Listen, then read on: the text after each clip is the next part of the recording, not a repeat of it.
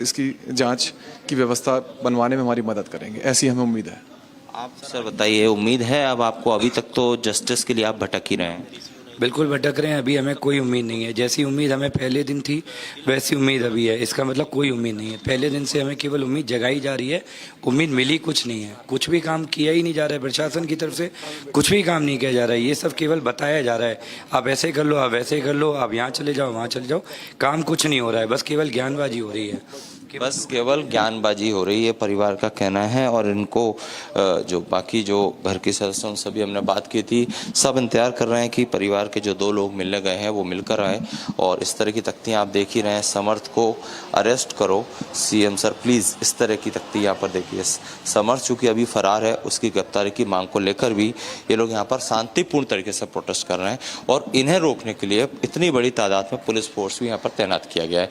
हालांकि काफ़ी जद्दोजहद और नोकझोंक के बाद जब दो लोगों को मिलने का समय दिया, उसके बाद से अब यहाँ पर स्थिति सामान्य है। लेकिन परिवार अभी भी असमंजस में है।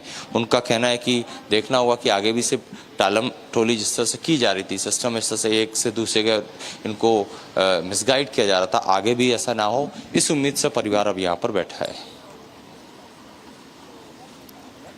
Viewers, that was my colleague Satya Vijay, who is right now outside the Madhya Pradesh Chief Minister's residence. He's speaking to the kin of Twisha, who in fact continue to say that the police has not cooperated with the family in regards to the death case of Twisha. In fact, they continue to appeal for a just report to be filed in Twisha's death case. In fact, the family also goes so far to say that the police is only making them run from pillars to post and not giving them any conclusion as to how far the investigation has reached. In fact, they continue to demand justice for Twisha. Take a look at the visuals. These are the visuals that are coming in from outside the Madhya Pradesh Chief Minister's residence. Now remember, Twisha's father, her brother, who's currently serving the Indian Army, is also a major. Both of them are right now inside the Chief Minister's residence. These are the visuals of her family entering the Chief Minister's residence to make a final appeal for a clear and decisive interrogation in Twisha's death case. Now, the Chief Minister called on Twisha's family to listen to their entire case. Remember, the police has been slow in taking cognizance of the case, and that's being alleged by Twisha's family. Not just that, there is no statement from Twisha's in-laws yet or her husband Samarth. Remember, this is a powerful family, legally connected family in Bhopal in Madhya Pradesh, and that is the exact reason why Twisha's family has also made an appeal to shift this case from outside Madhya Pradesh and to transfer it to another state. In fact, her toxicology report is also out that shows that the preliminary examination was done within 6 hours of Twisha's death at around 1:59 a.m. In fact, her family has written 2 letters, one to the police and the other one to the director of AIIMS, and they have demanded that there should be no delay. They've also asked for a second round of post-mortem, claiming that the first post-mortem report was fabricated. In fact, Satya Vijay continues to join us live from Ground Zero. Satya Vijay, आपने ट्विशा के परिवार से बात की है। ट्विशा के father, उनके brother अभी चीफ मिनिस्टर से बात कर रहे हैं अंदर। इस पूरे केस का डेवलपमेंट क्या है सत्य विजय? अभी लोगों की वहां पे क्या डिमांड्स हैं? आप हमें और क्या बता सकते हैं इस केस के बारे में, सत्य विजय? जी हाँ, देखिए, त्रिशा शर्मा सुसाइड केस में फिलहाल 3 बजे के लगभग जो त्रिशा के पिता हैं और जो उसका भाई है वो अंदर गए हैं। अभी तक सीएम से मुलाकात हो पाई नहीं हो पाई, इस बारे में कोई जानकारी परिवार को नहीं है। परिवार के बाकी लोग इस तरह से, उसके बाद देखिए जो त्रिशा की माँ है, बहन है, भाभी हैं, भाई हैं, सभी लोग यहाँ पर बैठे हुए हैं। हाथ में तख्तियाँ हैं, जैसे कि एक तख्ती है देखिए, समर्थ को अरेस्ट करो सीएम सर प्लीज़, इस तरह की तख्ती यहाँ पर आप देख सकते हैं। अरेस्ट समर्थ सिंह, इस तरह की तख्तियाँ आप देख सकते हैं। ये विरोध का इनका तरीका है, जस्टिस फॉर त्रिशा। ये देखिए, एक परिवार टूट गया, अब उन्हें सिर्फ इंसाफ चाहिए। इस तरह की तख्तियां यहाँ पर हैं इस परिवार के लोगों के पास। सर, आपसे एक बार जानना चाहूँगा, क्या उम्मीद लग रही है आपकी कोई सुनवाई होगी? अभी तक तो आपकी जो डिमांड है पूरी नहीं हुई, सेकंड पीएम की डिमांड आपकी पूरी नहीं हुई, एसआईटी के अधिकारियों को नहीं बदला गया, आप चाह रहे हैं कि किसी न्यायाधीश के निर्देश पे जांच हो, वो भी पूरा नहीं हुआ। आप सीएम से उम्मीद है, मध्य प्रदेश के मुखिया से उम्मीद है, या फिर अभी भी निराशा हाथ लगेगी? अभी एक व्यक्ति के अंदर अगर इंसानियत जिंदा होगी मध्य प्रदेश प्रशासन में तो शायद मिल सकती है, न्याय मिल सकता है, मगर अभी तक हमें बिल्कुल दिखा नहीं है किसी की भी तरफ से कि इंसानियत नाम की कोई चीज़ होती है। अच्छा, 1 घंटा से ज़्यादा का समय हो गया, आपको कोई अपडेट नहीं? 1 बजे से आप लोग यहाँ धरने पर बैठे हैं, लगभग 3 बजे त्रिशा के जो पिता हैं वो अंदर सीएम हाउस गए थे, किसी से बातचीत हुई, पता चल पाया? फ़ोन ले जाने नहीं दिया जाता ना अंदर। अच्छा, हाँ, तो कैसे बातचीत होगी? तो लग रहा है कि अब कुछ होगा, या जो सिस्टम में जिस तरह से आप 5 दिन से धक्के खा रहे हैं, आगे भी इसी तरह न्याय के लिए लड़ना पड़ेगा, सड़कों पर बैठना पड़ेगा? तो इंसानियत के लिए लड़ रहे हैं, अगर अंदर जहां आप बता रहे हैं गए हैं वहां इंसानियत जिंदा होगी तो न्याय मिलेगा। सर, उम्मीद कुछ? देखिए सर, चूंकि 5 दिन से ये प्रकरण चल रहा है, तो क्या 5 दिन से किसी को सूचना नहीं है? सवाल सिर्फ ये है कि जब आप सब कुछ जानते हैं तब कुछ भी नहीं किया है, अब आगे क्या करेंगे हमें कुछ नहीं मालूम कि अब आगे क्या होने वाला है। आप बताइए, 1 घंटे से ज़्यादा का समय हो गया, अभी लग रहा है कुछ उम्मीद है कि जो आप जो तख्ती लेकर बैठे हैं, न्याय होगा, सेकंड पीएम होगा, एसआईटी के अधिकारी बदलेंगे, या फिर किसी मजिस्ट्रेट के संरक्षण में जांच करवाई जाएगी? इस तरह के कुछ आदेश मिल सकते हैं क्या सीएम हाउस? उम्मीद तो पूरी है कि वो इंसाफ करेंगे, हमारी हमारी हमारी ट्विशा को जस्टिस दिलाएंगे। बस हमारी हम उनसे प्रार्थना करते हैं कि वो हमारी इस बात को सुने और हमें जस्टिस दिलाएं। आपने लिखा है समर्थ को अरेस्ट करो, सीएम सर प्लीज, आपने जो प्लीज की अपील की है ये सुनी जाएगी? मुझे अब उम्मीद है, थोड़ी बहुत लग रही है, जिस तरह से वहाँ पर बैठे हैं तो शायद कुछ हमें पॉजिटिव रिजल्ट ही आएगा और हमारी बच्ची को न्याय मिलेगा। तो देखिए, ये यहाँ पर तस्वीर है, 1 बजे से ये लोग इस तरह से यहाँ पर अपनी मांग को लेकर, जस्टिस को लेकर, इनकी घर की बच्ची जो इन्होंने खोई है उसके इंसाफ के लिए और आरोपियों की अरेस्टिंग के लिए यहाँ पर धरने पर बैठे हैं। और अब इन्हें थोड़ी बहुत उम्मीद जग रही है कि अगर मध्य प्रदेश के मुखिया भी अगर सुनवाई नहीं करते तो फिर ये कहाँ जाएंगे, इन्हें भी नहीं पता। Right. Satya Vijay, thanks for getting us a lowdown on the situation. Viewers, now quickly shifting focus. We have more revelations that have come forward in the case. Now, Twisha Sharma's WhatsApp chat with her mother has been accessed, where she says that she feels suffocated. She, in fact, goes on to say she appeals to her mother to come and take her away.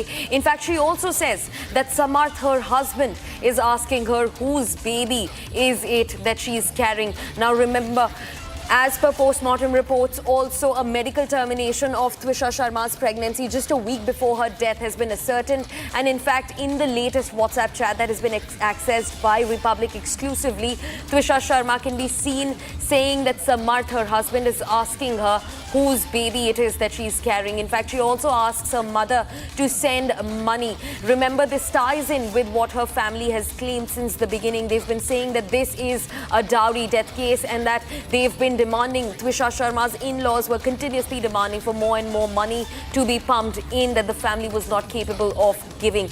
In fact, these chats reveal how distressed Twisha Sharma was. And also remember, in her final moments, the last phone call that she was on with her family, she was pleading for her family to take her away from her in-laws and her husband.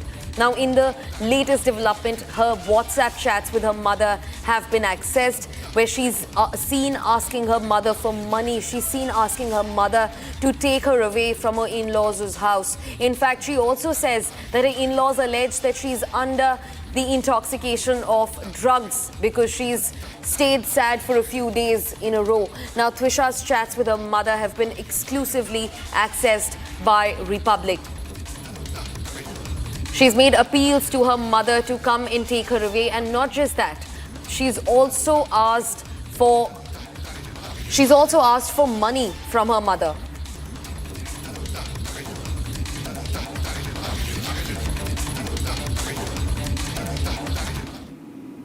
Viewers, now the case related to Twisha has a lot many more developments and will of course come back to it. But right now in Indore in Madhya Pradesh, Congress MP Digvijay Singh commented on the Bhojshala verdict, stating that the matter requires careful study. He said that Bhojshala is a protected monument under the Archaeological Survey of India, where regulations prohibit worship in any form, whether in a temple, mosque, gurudwara or a church. In fact, listen into his infuriating statement that comes after the ASI also confirmed that they are going to hold the Indore High Court's order of recognizing Bhojshala as a Hindu temple to accord. Listen in to Congress MP Digvijay Singh.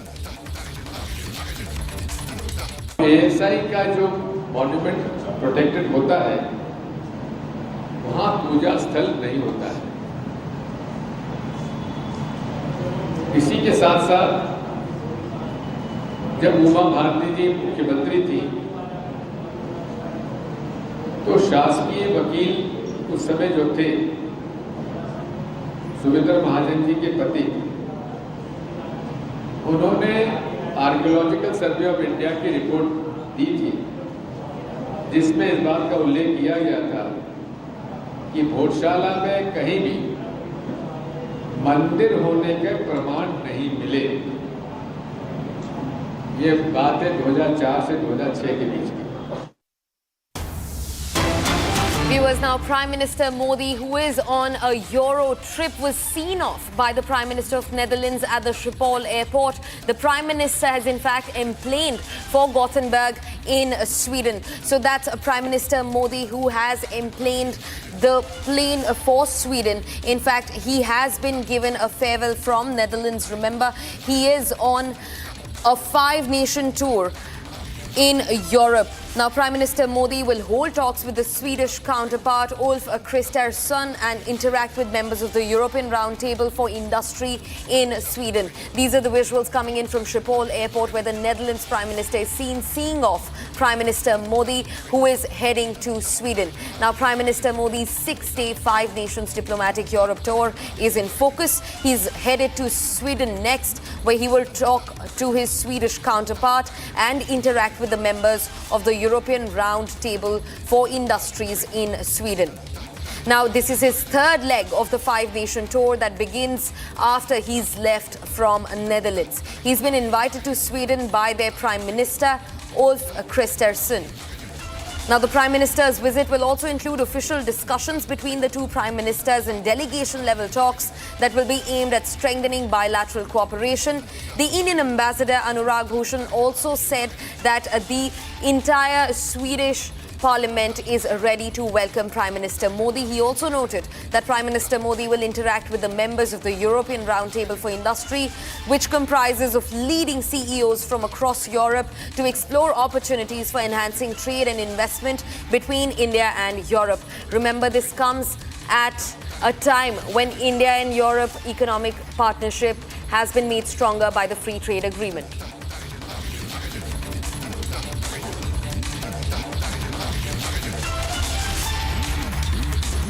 Those are the visuals of the Prime Minister at the Schiphol airport. In fact, viewers, that's all that we could wrap for you in this edition of the News Bulletin. But don't go anywhere. On the other side, we continue discussing Twisha's death case that remains in focus. This and a lot more. Stay tuned.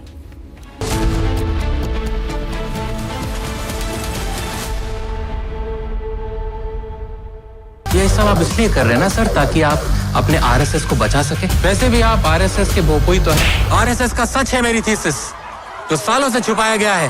But I am going to unmask the truth. Class अब शुरू होगी, because the professor is here. ये जो भी हो रहा है, ये injustice, ये conspiracies, ये manipulation, अगर आप इसको terrorism नहीं कहेंगे, तो फिर किसको कहेंगे?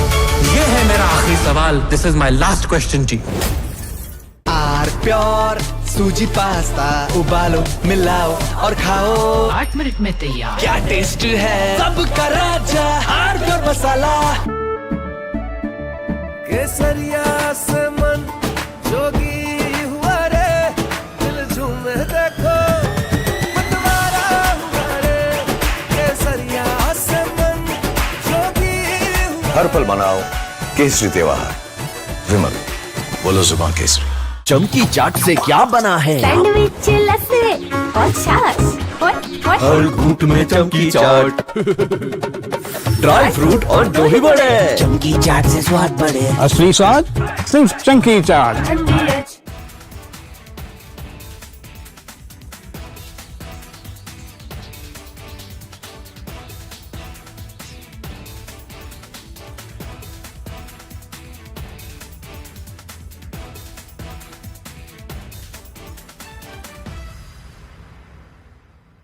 Build a team. That team will create many things. It will change Kerala. It will be a new era, a new Kerala. That is our target. In a major development in Kerala, Congress leader V.D. Satishan has been chosen as the new Chief Minister of the state. After days of intense speculation by the Congress High Command, V.D. Satishan has finally emerged as the face of the new government.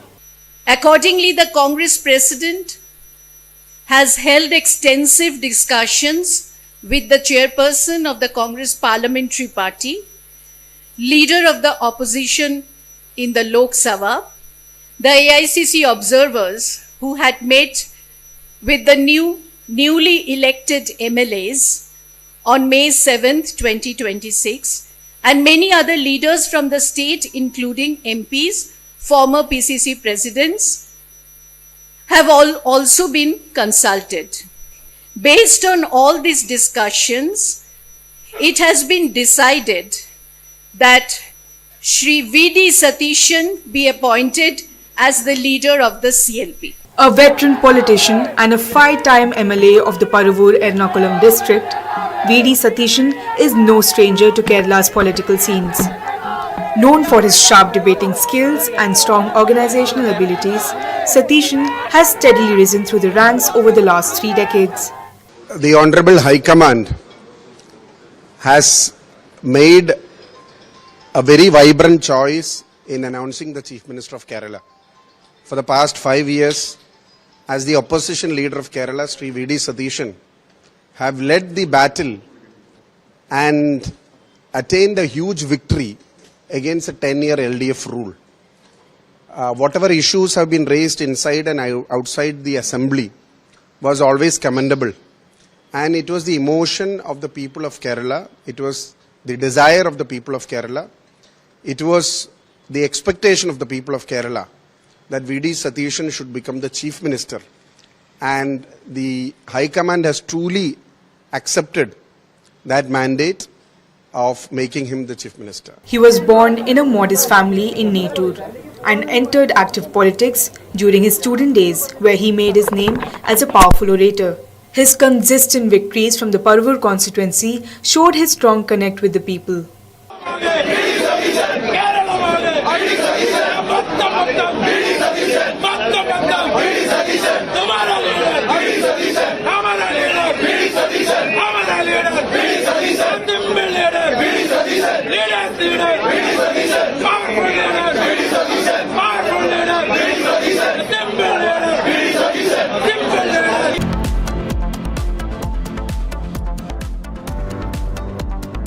अरे ये debate विबेट बाहर की सोच है Vicky. Debate यानी विवाद, भारत विवाद नहीं, संवाद यानी कंस्ट्रक्टिव डिस्कशन, इसमें भरोसा रखता है। सच नरेट नहीं करना होता, नरेटिव को सच बनाना होता है। जब भी भगवे के और कोई कालिक भेजता है तो उसी स्याही से इतिहास लिखा जाता है। प्यास बुझाए, ठंडक लाए, सबको भाए जीरा से। MTH का जलजीरा जीरा से। जीरा से असली रिफ्रेशिंग, असली स्वाद, असली मजा। MTH।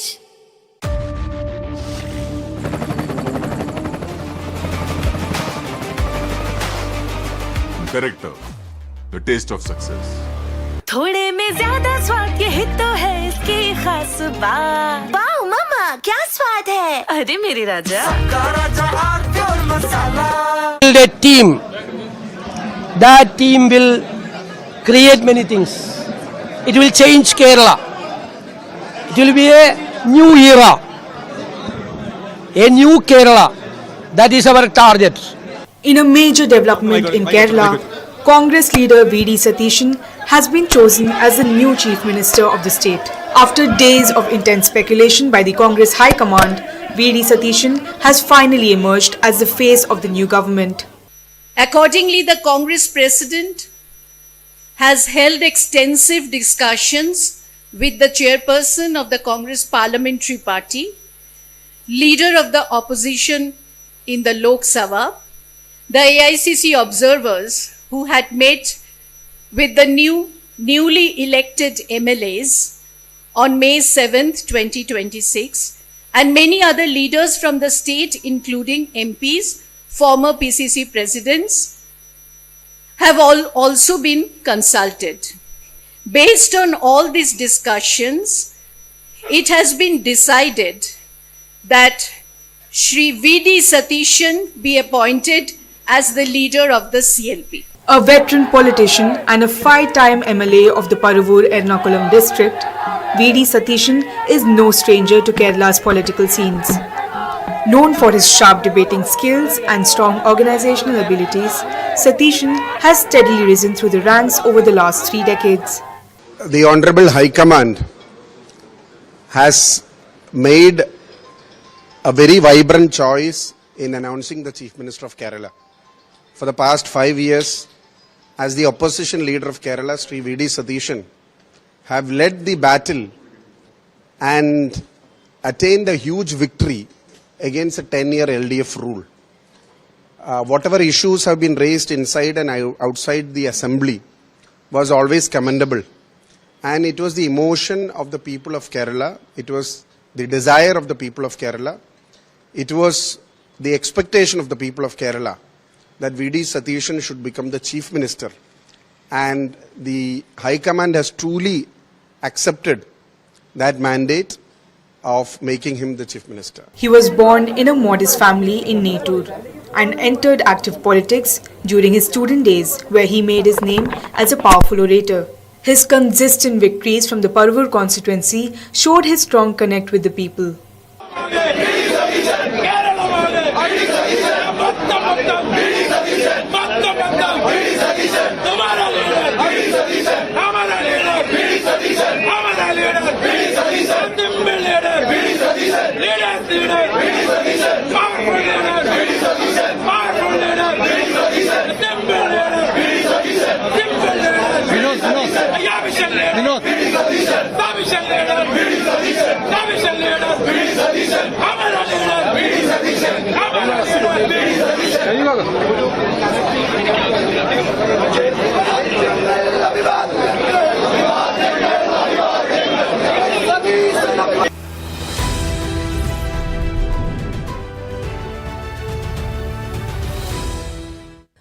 इनका नाम है डॉक्टर अनामिका जैन अंबर। तो सबसे पहले मैं शुरू करूंगी कि आपका ये जो नेम है, पेन नेम, वो अंबर क्यों रहा? देखिए, कोई भी कवि, कोई भी पोएट, शायर अपने आप को एक उसका जो रूप होता है वो समाज के लिए होता है, उसका एक रियल रूप होता है, एक होता है उसका पोएटिक कोई भी एक सिंबल।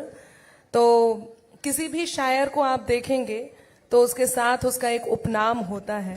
तो हालांकि ये मेरे गुरुजी हैं जिन्होंने ये नाम दिया है, तो उनको ऐसे लगा कि कहीं ना कहीं अनामिका अंबर तक जाएगी, तो उन्होंने इसमें अनामिका के साथ अंबर जोड़ दिया है। और ये मेरा शायरी का, कविताओं का नाम है।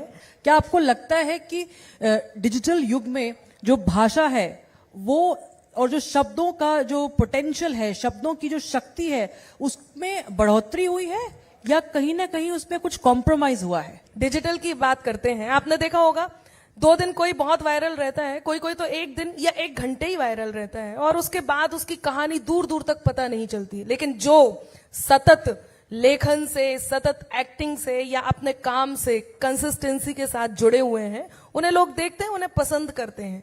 4 पंक्तियां जरूर कहूंगी मैं कि कहां कहां तक जाती अंबर आंखों की इज्जत याद रहे, कहां कहां तक जाती अंबर आंखों की इज्जत याद रहे, ख्वाब भले दुनिया के घूमे पर हमको हद याद रहे, और सीढ़ी चढ़कर आसमान तक जाना बेहद मुश्किल है, तलब चांद की रखने वालों को अपना कद याद रहे। तो ये याद रखना कि आपको कंसिस्टेंसी के साथ अपने स्किल पे काम करना है। छोटे से लालच में जल्दी से फॉलोअर्स मिल जाएं, उसके लिए डिजिटल का दुरुपयोग नहीं करना है। आप क्या कहेंगी अगर आप कुछ पंक्तियों में बताना चाहें कि कैसे युवा अपनी जो है बात को सामने रखे, बेबाक होके रखे और निर्भीक होके रखे? देखिए, बिल्कुल सही बात ये है कि होता क्या है, कुछ लोग जो होते हैं वो निकल करके इतने लोगों तक पहुंच चुकते हैं, इतने वायरल हो जाते हैं कि सबको लगता है सब एक जैसे हैं। यकीन मानिए, आज का युवा जितना बदला हुआ मैं अपनी नजर से देखती हूं, आज का युवा वो युवा है जो 14 फरवरी को वैलेंटाइन डे नहीं मनाता है। आज का युवा 14 फरवरी को पुलवामा दिवस मनाता है। ये मैंने अपनी आंखों से देखा, मैं जानती हूं। और ये यही युवा है। और यदि आपको लगता है कि लोग कुछ ऐसी बातें करते हुए सड़क पर निकल रहे हैं, तो हमारे पास भी तो ताकत है। लोग सड़क पर निकल चुके हैं देश विरोधी नारे लेकर। देश के भक्तों, तुम भी निकलो भारत के जयकारे लेकर। आज यूथ की हम जो की बात करें तो जेनजी की बात होती है। जेनजी किस तरह से चीजों को देख रही है, बदलते समय में किस तरह से वो कंट्रीब्यूट करना चाह रही, चाहे वो पॉलिटिकली हो, चाहे वो सोशली हो या किसी भी प्रकार से हो। लेकिन एक बहुत इंपॉर्टेंट हो जाता है कि जेनजी जो है वो दिशा सही पकड़े, दिशाहीन ना हो। हमने बहुत ऐसे उदाहरण देखे हैं जहां पर आसपास ही देश के देखे हैं और बहुत और मुल्कों में देखा है किस तरह से कई बार जो वो उनकी मूवमेंट्स होती हैं वो एक गलत दिशा में चली जाती हैं, एक तरह से डिस्ट्रक्टिव हो जाती हैं। बिल्कुल। तो जेनजी में इतनी ताकत है कि वो कुछ भी कर सकती है, लेकिन उनको सही दिशा कैसे मिले, राइट डायरेक्शन में कैसे वो जाएं? देखिए, एक बात मैं कहूंगी, सबसे पहले हमें कॉपी करना छोड़ना होगा। कॉपी से मेरा मतलब ये है, हर किसी के जीवन में कोई ना कोई हीरो होता है, हमारे लिए कोई ना कोई प्रेरणा स्रोत होता है, हम जिसे देख करके उसके जैसा बनना चाहते हैं। तो याद रहे, वो केवल प्रेरणा स्रोत रहे, उससे हमें जितना सकारात्मक मिलेगा बस वही मिले।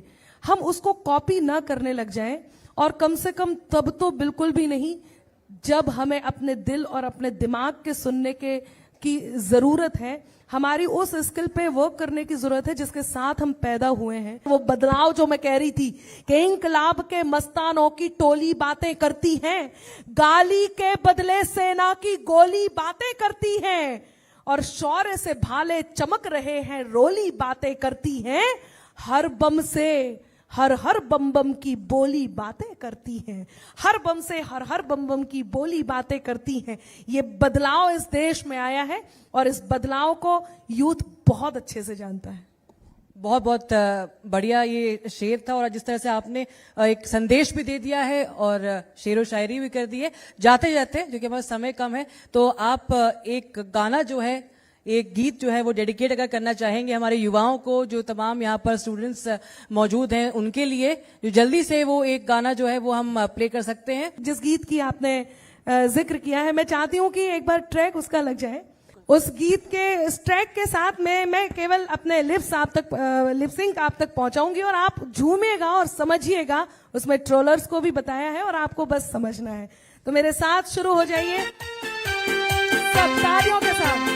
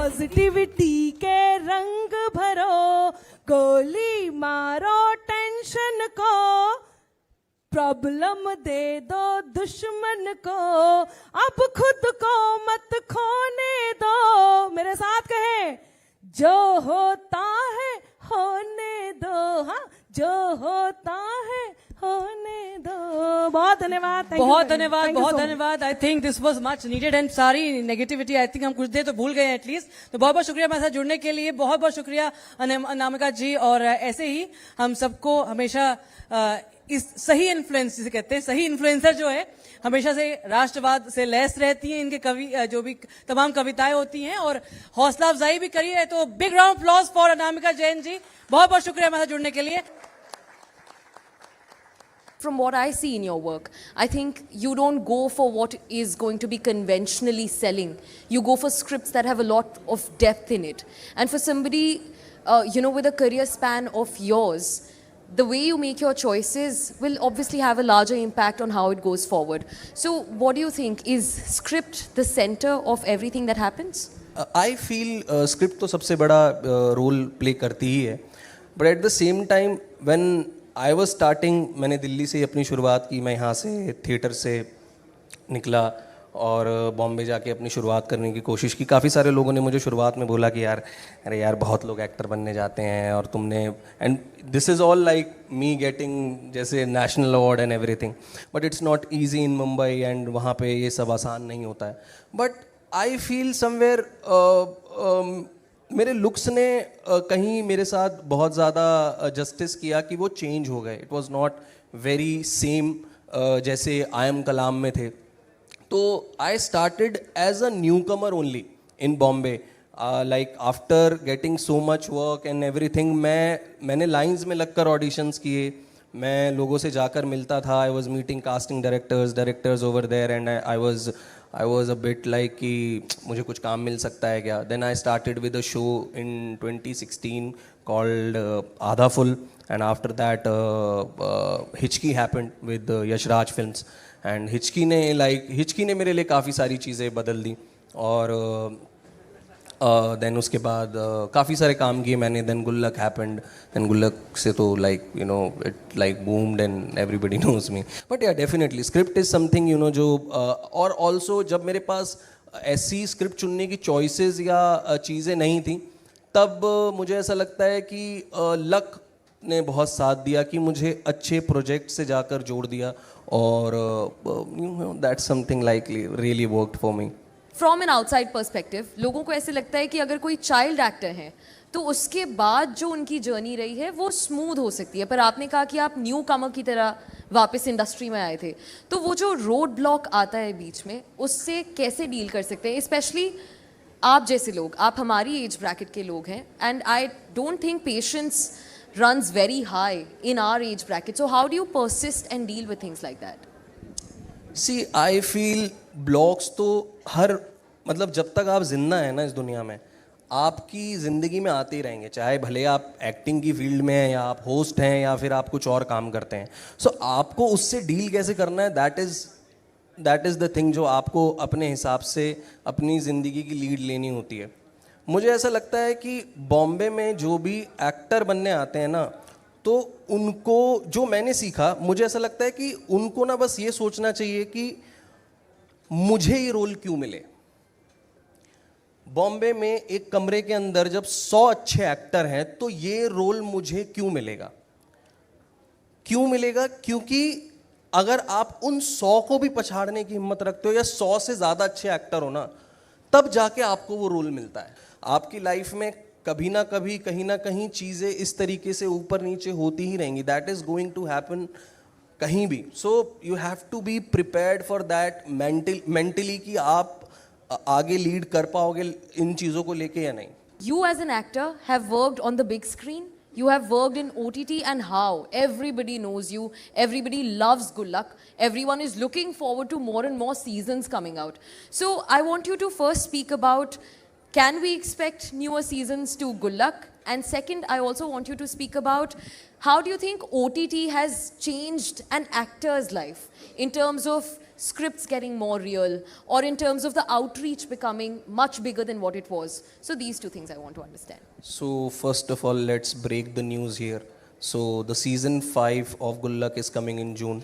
So this is going to be the first time in India एक शो का किसी बड़े शो का 5वां सीजन आने वाला है. So that is happening very soon and I know everybody loves it. So I'm also excited. I hope next month मतलब अगले महीने ट्रेलर आप लोगों को देखने के लिए मिले. So yeah, and also coming to that, I feel OTT ने बहुत सारे एक्टर्स ही नहीं, राइटर्स, डायरेक्टर्स एंड बहुत सारे और डिपार्टमेंट्स को बहुत ज़्यादा काम दिया है. लॉकडाउन ने बहुत ज़्यादा चीज़ें लोगों को दी हैं एज एन ऑडियंस देखने के लिए. So people are like now कि अभी हम बोलते हैं ना कि अरे यार फिल्में आ रही हैं, चल नहीं रही हैं. लोगों को ना अभी कहानियाँ चाहिए. लोगों ने इतना कंटेंट कंज्यूम कर लिया. आई एम श्योर बहुत सारे लोग यहाँ बैठे होंगे जिन्होंने नेटफ्लिक्स, अमेजॉन, सोनी या कहीं कहीं इतना कुछ देखा है नया नया, इतनी कहीं कहीं नई नई कहानियाँ देखी हैं, लाइक स्क्विड गेम और मनी हाइस्ट और something. So everybody is like very keen to भाई अब हमारी बॉलीवुड में या हमारी हिंदी सिनेमा की तरफ से ऐसा क्या आ रहा है. So that is the reason TVF is doing such good things OTT पे कि लाइक पंचायत जैसे शोज इतने बड़े हो जाते हैं, गुल्लक जैसे शोज इतने बड़े हो जाते हैं. So that is the main reason because people want something new. I want you to sing something for us. Anything that's your favorite. I want you to put it forth for us. I'm sure everybody is going to have. यार मुझे लगता है उनसे पूछना चाहिए. उन्होंने already बहुत सारे गाने सुन लिए कि उन्हें किस तरीके के गाने सुनना पसंद है, क्योंकि मैं उनको बिल्कुल भी अपने गानों से वो नहीं करना चाहता. You can ask your questions. You they can ask the questions. Yeah, you can I think we should go for questions. Anything related directly. to cinema, anything related to filmmaking, anybody who wants to ask anything. Hello, I'm Simran Singh. I had a question for you that you were quite young when you did I Am Kalam. Did you understand the character then or did its meaning hit you later? Not at all. उस समय तो like I was so young, मुझसे जो करवाया गया I did. And मेरे director और उस टीम को मैं उसका शुक्रिया अदा करना चाहता हूँ, क्योंकि I was like not in a stage की. That is the reason I don't even give the credit अपने आप को उस परफॉर्मेंस के लिए या उस अवार्ड के लिए या उस चीज़ के लिए. अभी जाके कुछ मिलेगा अवार्ड तो मैं क्रेडिट ले सकता हूँ अच्छे से, बट आई स्टिल फील कि यार उसमें तो मेरा कुछ हाथ था नहीं. I was very young, but हाँ I use to do theatre that time, so वो थोड़ा सा हेल्प किया मुझे because I was a bit confident तब भी. मेरा बस ये सिंपल सा सवाल है, whenever you are back at those times जब आपकी लाइफ ने आपको वो रॉक बॉटम हिट कर दिया था, आप इतने ज़्यादा टैंगल्ड है अपने खुद के सिचुएशन में, खुद के थॉट्स में, कि आप समझ नहीं पा रहे हो कि उस चीज़ से निकलूँ कैसे. तो I just wanted to know कि आपने उन सब चीज़ों को टैकल कैसे करा. जब आप एक बार सोच लो ना दिमाग में कि यार करना है, देखा जाएगा जो होगा, जब आपके पास कुछ और ऑप्शन नहीं है ना तो आप कर जाते हो. आपकी लाइफ में बहुत सारे हर्डल्स आएंगे दोस्त, और जब आप कुछ ऐसा करने जाते हो ना, जब दुनिया आपको बोल रही है कि अरे क्या कर रहा है यार, अरे बहुत लोग एक्टर बनने जाते हैं, मुझे ऐसी ऐसी चीज़ें बोली गई हैं. आई डोंट, मेरे को क्योंकि हर एक्टर आके ना अपनी स्ट्रगल की कहानी सुनाता है, मुझे वो सुनाने में मज़ा नहीं आता. But at the same time मुझे ऐसा लगता है कि आपको इतना कुछ बोला जाएगा, इतना कुछ कहा जाएगा, उसके बावजूद जब आप कहीं कुछ कर लोगे ना थोड़ा बहुत ज़िंदगी में, सो आपको पता लगेगा यार it all worth it. Just to close this session, any 2-3 lines that you can sing for us, and then we will call it a wrap. We don't want to let you go before you do that. हो सानू सारियां विसर गईयां रावां वे, केड़े पासे जाइए सजना. Wow, that's so. But easily I can say that after this, I think you can also segue into a singing career.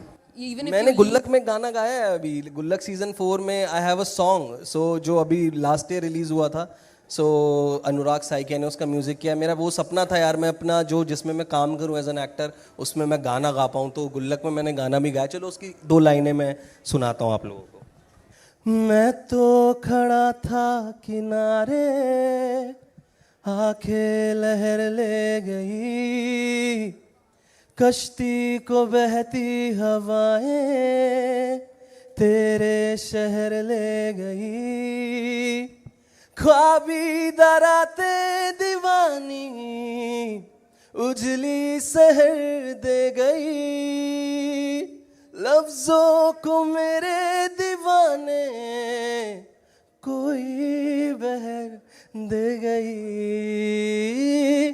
दिल के लिफाफे करते मुनाफे कैसी ये डीलिंग नहीं है ओ ये फीलिंग नहीं है ओ ये फीलिंग नहीं है Thank you Harsh guys. Meyer, everybody. Truly an entertainer in all sense possible. Thank you very much for joining us here. Thank you guys. Thank you for having us. Thank you Republic. Thank you so much to you. And thank you so much everyone for being here. Thank you guys. Thank you so much. So, before we begin with anything, how old are you? I am 17 years old. Do you have a driving license? No, I'm a few days away from getting Then how can you drive F4 cars? So in motorsports, what we have is a racing license, which is completely different to what we get on the road. Like I said, I'm still yet to get my driver's license. But through training in motorsports since I was 9 years old, I did enough training and participated in enough championships to qualify for a racing license that, you know, obviously is only valid on the racetrack. So yeah, that's how I race. How did it all start? This is something which is so unconventional. I mean, at your age, I'm pretty sure that people are doom scrolling on social media platforms and not thinking about something like F1 racing as a career choice. So it all started when I was 9 years old. My family and we went on a road trip and we stumbled upon a go-karting track. Now, nobody in my family knew what go-karting was, racing was. We didn't know any of that. None of us watched it. And we just saw this go-karting track. We thought, you know, why not? Let's just go try it out for fun. So it was myself and my elder sister. We both tried out go-karting. But I personally took a liking to it at that moment. I had tried out multiple sports. Now this was when I was 9 years old. So I was trying out different things, trying to see what I enjoy. But the moment I stepped into a go-kart that day, I think it became so clear to me that this is what I enjoy the most. The speed, the adrenaline rush, and also beating my sister at that point. I think it just made it so much fun, and I immediately understood this is what I enjoy the most, and this is what I want to work towards. And what about your parents? Did they have your backing? 100%. I mean, I wouldn't be here without my parents' support, of course, you know. Did you ever face sexism or any of that sort? I think for sure, like, you know, like I said, given that India is a country where we're still growing towards, you know, a higher female driving population on the road, there are people who will have things to say, who will maybe not directly say it to you, but they will make you feel like you're the only female there, or they'll try to discourage you in certain ways. I've had it a few times, so in races when incidents are part of races where it's happened to me once or twice where a male driver comes and crashes into me, and you know, we're both out of the race. We can't do anything beyond that. And as soon as we jump out of the car, the male driver will just, you know, come to me straight away and point the finger and say it was your fault. Not even remembering, you know, how it happened or who was at fault, who was overtaking, who was defending. They'll just come up to me and say it was your fault. Like, you're the girl, it must have been you. And then obviously that's not a fun experience, but then, you know, it's all cleared out when we go to the steward's office. When they show us the footage, they show us who was really at fault. But yeah, I mean, there are things you certainly have to face because it's such a male-dominated sport, and people will sometimes try to say those things to you, but for me it's really just important about blocking all that noise out. It's really things I don't listen to. How taxing it is physically to be able to do this? Motorsports, now people think it isn't a very physical sport, but that's completely false. Motorsport is incredibly physical and mental. We're always training, you know, cardio training is something very important for us. We also have specific neck training, core training, which a lot of sports don't have to handle the G-forces because we're driving at such high speeds. Now these cars are not like, you know, your road cars that you can just drive them for hours on end and not feel anything. We have really heavy steering wheels, so we need strong shoulders. We need, obviously, you know, the endurance to last the races because we're driving hours on end in such hot conditions, inside the car, inside your fireproofs, your helmet, everything. So yeah, I mean, it's a really physical sport. I think people get that completely wrong. It's also really important for us to train our reflexes because it is such a high-speed sport. Anything can happen in milliseconds, in split seconds, and you need to be making the right decisions. So, yeah, I mean, we have a lot of training. It's very physical and very mental. Right. Shreya, you are a woman, and being in this sport, it must be really difficult for you to also, kind of make people understand that this is what you really want to do. But did you ever think about a backup plan? Honestly, I am a bit realistic in that sense. Like, I do know that motorsports is such a niche sport. It's so expensive, and it's also something new for India. So we're still, growing towards it. I would say that it's the thing I love the most, right? I always want to just continue in motorsport, but yes, I have thought about backup plans. I think more towards now when I'm 17 and a little bit older, a little bit more mature, and I see everything happening firsthand. I have, thought of backup plans, but obviously, every single day, the work that I put in is to make my plan A work. So, yeah. How much is the speed of the car really? So the Formula 4 car I drive, it goes till about 210, 215 kilometers per hour, top speed. And yeah, on corners it can be as fast as 100, 120 kilometers per hour. And what is your top speed? The top speed that I've gone is 215 kilometers per hour. 215 kilometers per hour. This is a pretty big number. Just want to understand from you, like when you drive at such a high speed, you must have your nerves all over the place. How do you then calm yourself down once you get down from the car? Yeah, I mean, there's a huge amount of adrenaline flowing through you, right? Because you're driving something so incredibly fast. When I get out of the car, I mean, it's more of like, I like to listen to music because music usually calms me down before and after a race. So that's how I usually stay calm. But honestly, because of my fast lifestyle in the sport I've been in, I've become more accustomed to always having an adrenaline rush. So yeah.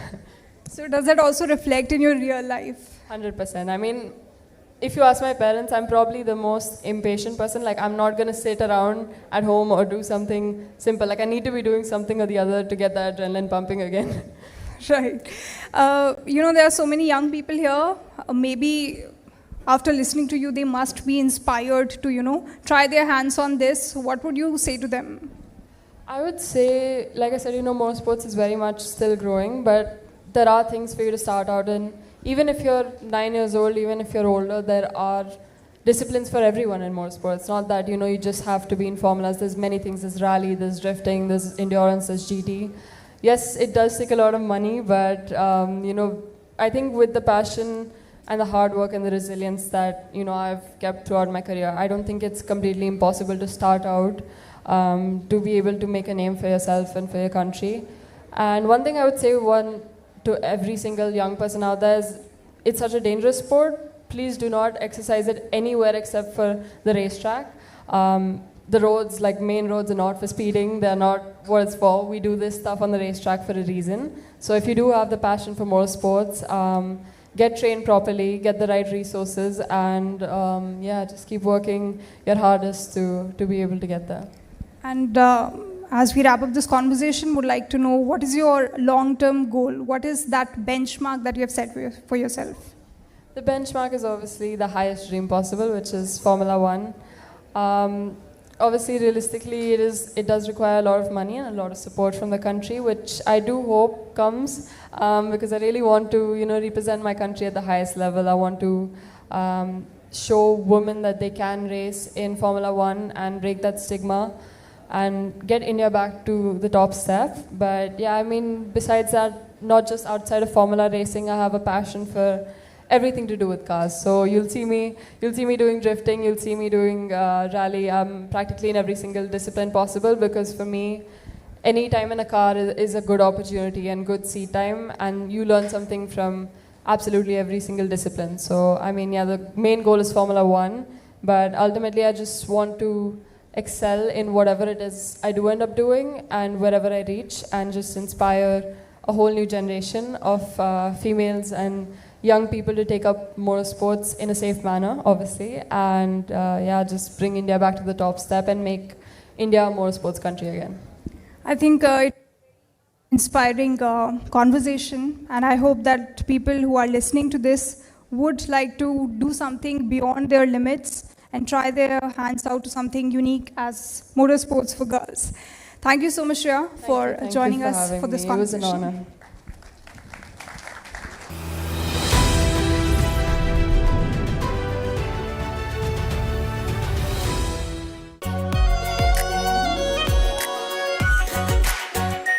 Are pure shahi paneer masala, delicious, healthy everyday. कोई global organisation नहीं है, it's a terror machine. अगर हम terrorist होते तो terrorist हमें क्यों मारते? आरएसएस ने बाबरी मस्जिद तोड़ी और आरएसएस वायलेंट है। वो तब गिरा जब इस देश के बहुसंख्यक समाज का विश्वास टूट गया। आप लोगों ने तो देश चलाने का दावा किया है, लेकिन आप लोगों का ना कोई हिसाब है ना कोई किताब। ये चोट निशान छोड़ेगी। चमकी चाट से क्या बना है? सैंडविच, लस्सी और छाछ और हर घूंट में चमकी चाट। अब बताओ, स्वाद आया? आया। असली स्वाद सिर्फ चमकी चाट। केसरिया से मन जोगी हुआ रे, दिल झूमे देखो मतवारा हुआ रे। केसरिया से मन जोगी हुआ। हर पल मनाओ केसरी त्योहार। विमल, बोलो जुबान केसरी। आर प्योर सूजी पास्ता उबालो, मिलाओ और खाओ। 8 मिनट में तैयार। क्या टेस्ट है सबका राजा, R pure masala.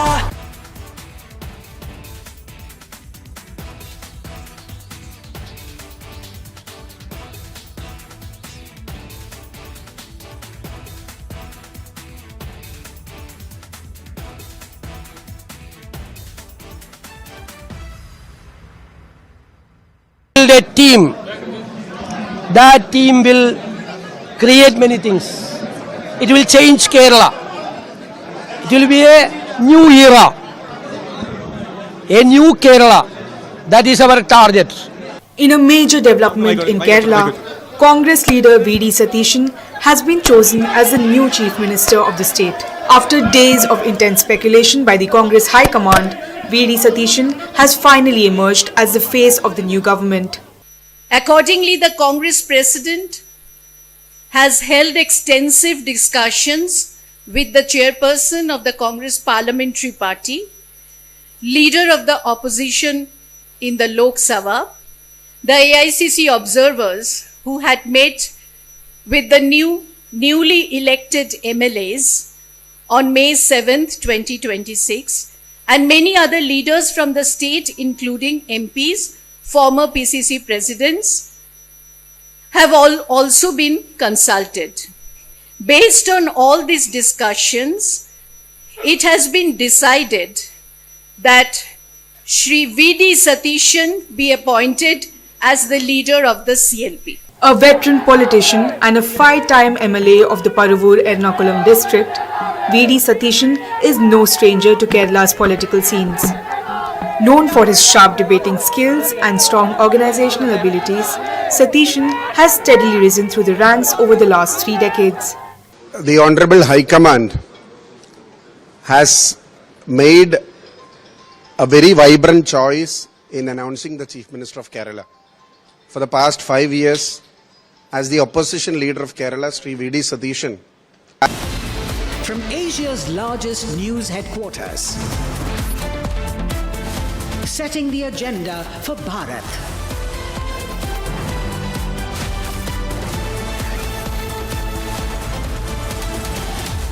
You're watching Republic.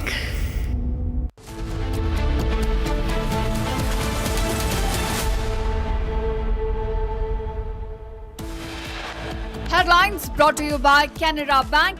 Together we can. Twisha's family demands a second post-mortem report, requests transfer of case to another state.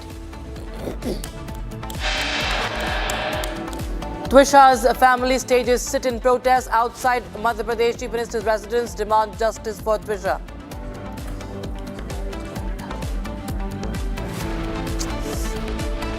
Manisha Gurunath Mandare, one of the key accused in NEET paper leak scandal, remanded to 14 days CBI custody.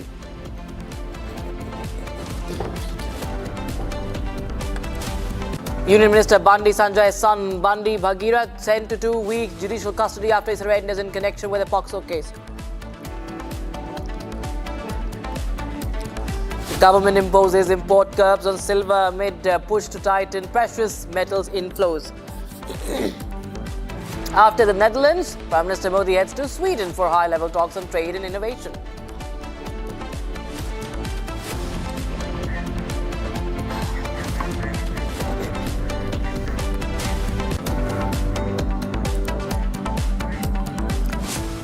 Very good evening, viewers. You're watching Republic TV this Sunday. I'm Twisha with you. We start with the big story, Republic TV's lead story, Twisha, the justice for Twisha's story, viewers. And the family of Twisha Sharma have just left the Madhya Pradesh Chief Minister's residence.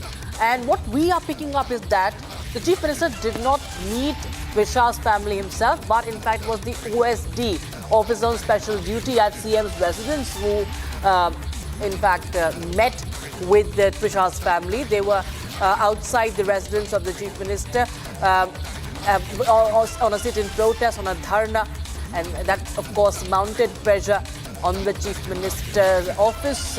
Satyavijay is in fact right now speaking right now. Let's cut across live to my colleague Satyavijay, who's outside CM's residence. Police, आप कहना आप इतनी ईमानदारी से काम कर रहे हैं, तो पुलिस पर ही सवाल खड़े क्यों हो रहे हैं? निश्चित तौर पे एक पिता की बेटी और एक भाई की बहन गई है तो इमोशनल रहता है, और वो जो भी क्योरी हमें देंगे, हमारा उन क्योरियों का जवाब देना हमारा नैतिक दायित्व है और हम पूरी निष्ठा से काम करेंगे। ठीक है। सुनील दुबे जी हैं खटराइल थाना प्रभारी। इनका कहना है कि पुलिस पूरी ईमानदारी से अपना काम कर रही है।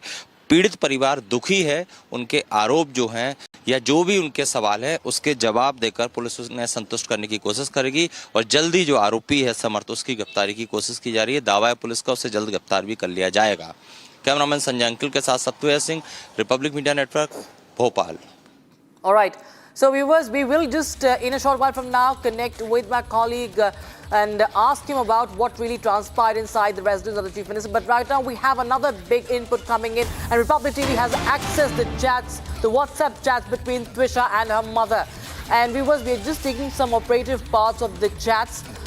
In her chat, you can clearly, viewers, understand the kind of pressure, the kind of frustration, the kind of trauma Twisha was undergoing. And in these chats, Twisha is expressing deep distress and suffocation, repeatedly urging her mother to come and take her away. She also mentioned that her husband Samarth was even questioning the paternity of her baby, asking whose baby is it. And also, she asked her mother to send money, and she was under distress. In fact, there's a whole trail of chats which we are not revealing here, but we have that. What we understand is that there is clearly what we can understand. She was under a lot of distress. Satyavijay is joining us live. Satyavijay, हम जिस तरह से जो हमें chat हम देख सकते हैं उनमें साफ ये दिख रहा है किस तरह से ट्विशा जो है वो काफ़ी ज़्यादा एक बहुत ही मुश्किलात से गुजर रही थी। लेकिन उससे पहले मैं जानना चाहती हूँ कि मध्य प्रदेश चीफ मिनिस्टर जो है उनके घर पर जब उनके परिवार वाले गए तो क्या कुछ हुआ? देखिए, मध्य प्रदेश के मुख्यमंत्री निवास के बाहर जो है प्रोटेस्ट जो परिवार का चल रहा था, पीड़ित परिवार का, वो कह सकते हैं वो खत्म हो गया है। यहाँ पर अब परिवार के लोग नहीं हैं। हालांकि परिवार का ये कहना है कि वो निराश होकर यहाँ से गए हैं क्योंकि त्रिशा के पिता की मुलाकात सीएम से नहीं हो पाई, उनके ओएसडी से हुई। और जब पहला कमेंट हमने त्रिशा के पिता से लिया कि क्या मुलाकात हुई, तो उनका कहना था सीएम तो काफ़ी बिजी है, उनसे मुलाकात नहीं हुई, ओएसडी से मुलाकात हुई। और इस मुलाकात में उनका ये भी कहना था कि ओएसडी ने माना कि कुछ चूक है लेकिन कुछ लिमिटेशंस भी हैं, इस तरह से बात की उन्होंने। और त्रिशा के पिता ने ये भी कहा कि वो हक की लड़ाई, इंसाफ की लड़ाई लड़ते रहेंगे, उनका विरोध जारी रहेगा क्योंकि त्रिशा के लिए जस्टिस की वो मांग करते रहेंगे। लेकिन फिलहाल यहाँ पर पुलिस बल तैनात है अच्छी खासी तादाद में, लेकिन परिवार के लोग यहाँ से जा चुके हैं। रही बात दूसरी कि जो चैट हमने एक्सक्लूसिवली निकाली है, एक्सक्लूसिव चैट हमारे पास है, उसमें जिस तरह की बातचीत है, ये जो बातचीत है वो त्रिशा और त्रिशा की मां के बीच की बातचीत है, जिसमें त्रिशा लिख रही कि अब बर्दाश्त नहीं होता, बहुत हुआ, मुझे लेने आ जाओ। पैसे की डिमांड करती है अपने मां से टिकट के लिए। और जो परिवार कह रहा था कि जो त्रिशा, चूंकि दिसंबर 25 में उसकी शादी हुई थी और वो प्रेग्नेंट थी, लेकिन त्रिशा ने अपने चैट में इस चीज़ का जिक्र किया और परिवार से हमने जब बातचीत की तो उन्होंने भी ये बोला कि वो त्रिशा के कैरेक्टर पर भी शक करता था। कौन? समर सिंह, जो त्रिशा का पति है, वो पूछता था कि ये बच्चा किसका है। इस तरह की बातें की जाती थी और इसके बाद त्रिशा का अवर्सन भी कराया गया, ये परिवार का कहना है। और उस चैट में भी ये चीज़ निकलकर सामने आ रही है।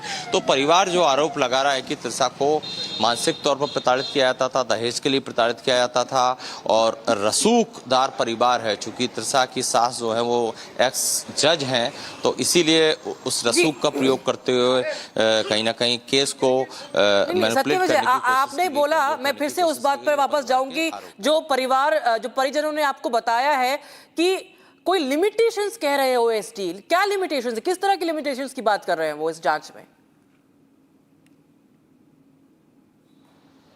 देखिए, जैसा कि परिवार जो है PM2 मतलब सेकंड PM की मांग कर रहा है कि एम्स भोपाल में जो पोस्टमार्टम हुआ है उस पर पीड़ित परिवार को संदेह है। उनका कहना है कि जो गिरिवाला सिंह हैं उनके परिवार से जुड़े लोग इस एम्स हॉस्पिटल में हैं और उन्होंने मेडिकल रिपोर्ट जो पोस्टमार्टम रिपोर्ट जो है उसमें कुछ गड़बड़ियां की है, ये परिवार का आरोप है। Multiple injuries short PM report में आई है। इसके बाद भी सिर्फ दहेज मतलब कि डॉरी डेथ का केस बनाया, इसीलिए परिवार सेकंड PM की मांग कर रहा है। और सेकंड पोस्टमार्टम का जो डिमांड होता है, इस पर जो हमारी जानकारी है उसके मुताबिक कोर्ट इसमें फैसला लेता है, तो इस तरह की लिमिटेशन की बात है।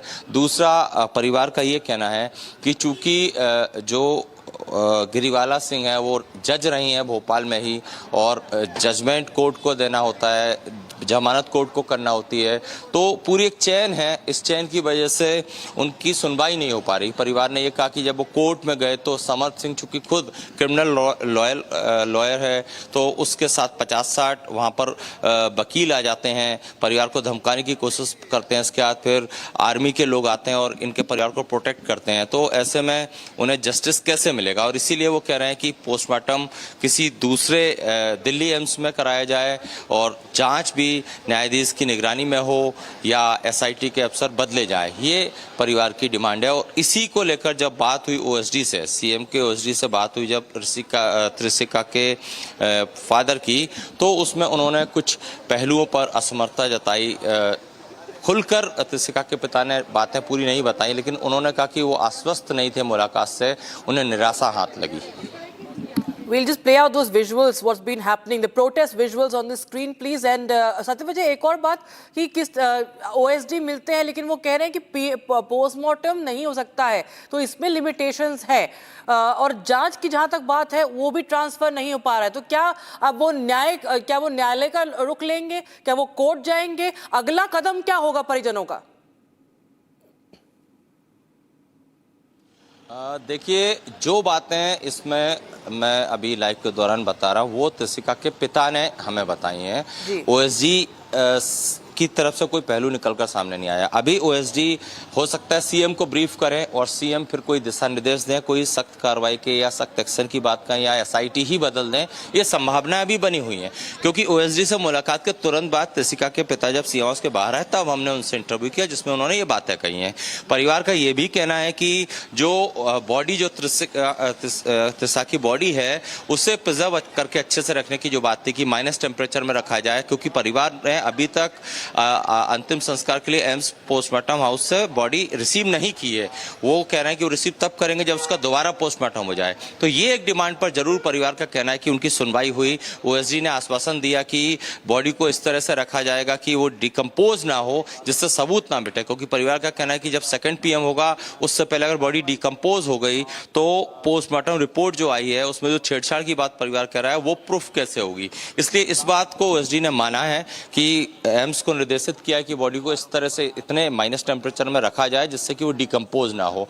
बाकी चीज़ों को लेकर अभी एक तरफा पक्ष है। सिर्फ जो त्रिशिका के जो पिता हैं उन्होंने जो बातें हमें बताई हम वो बता रहे हैं, लेकिन मैंने कहा ना कि अभी ओएसडी हो सकता है सीएम को ब्रीफ करें, और सीएम भी इस पूरे मामले में, चूंकि सीएम हाउस के अंदर 1 घंटे के अंदर से ज़्यादा समय तक मुलाकात हुई है, तो ओएसडी से जब सीएम को ब्रीफ हो जाए उसके बाद वो कोई संकेत दें या कोई कार्रवाई का निर्देश दें या एसआईटी बदलें या फिर कोई और बड़ा अधिकारी इस एसआईटी में शामिल करें, इस पर अभी कुछ भी टिप्पणी करना जल्दबाजी होगी। ऑलराइट जी, बहुत शुक्रिया ऐसा विजय बात बने रहने के लिए। And viewers, Republic TV is of course continuing to lead the coverage on this story and we will be of course getting you more updates on that. But in the meantime, we have some breaking news coming in. This is from Bengal. Clashes have broken out, viewers. This is the Park Street area between protesters and police during a demonstration by a group, and a large crowd, in fact, gathered in the area. And there were protests around Park Circus 7 Point, leading to major disruption in the traffic movements to Kolkata. And police personnel along with central forces reached the spot to control the situation and clear the blockade. Situation escalated reportedly after the protesters refused to disperse. And Kishola is joining us on the broadcast. Kishola, what really happened there in Kolkata, the visuals of the clash that we're getting right now? Well, exactly. These are visuals from Park Circus area, 7 Point crossing. Now, a group of protesters, mainly from the minority background, they gathered in Park Circus area. Now, they were protesting against certain decisions of the government. Also, they were protesting against the fact that the government has used bulldozer to remove illegal structures from the Park Circus area. There are very many illegal structures in this area which were removed by the government in a legal manner, by the police, by the administration. Now, they were protesting against that, and that protest went out of hand in a way where the protesters started to become slightly violent, and immediately a huge number of police deployment was placed in the area. Central forces were brought in. A few police vehicles were attacked by these protesters. The police later on informed that the situation has been under control now. The police removed the crowd. A few of them has been arrested, and the police has informed that 3 police vehicles were targeted and vandalized. Now the situation is under control, and Park Circus area is calm and peaceful right now. All right, Kishola, just stay with us. We have more breaking news coming in from Bengal. Viewers, now over 100 Aadhaar cards have been recovered from the TMC party office, and documents in connection with the illegal sale, purchase of government land have been recovered. Police have seized, in fact, more than 100 Aadhaar cards from the TMC party office. Kishola, what's really happening? What's behind this huge cache of Aadhaar cards that have been recovered from the Trinamool office?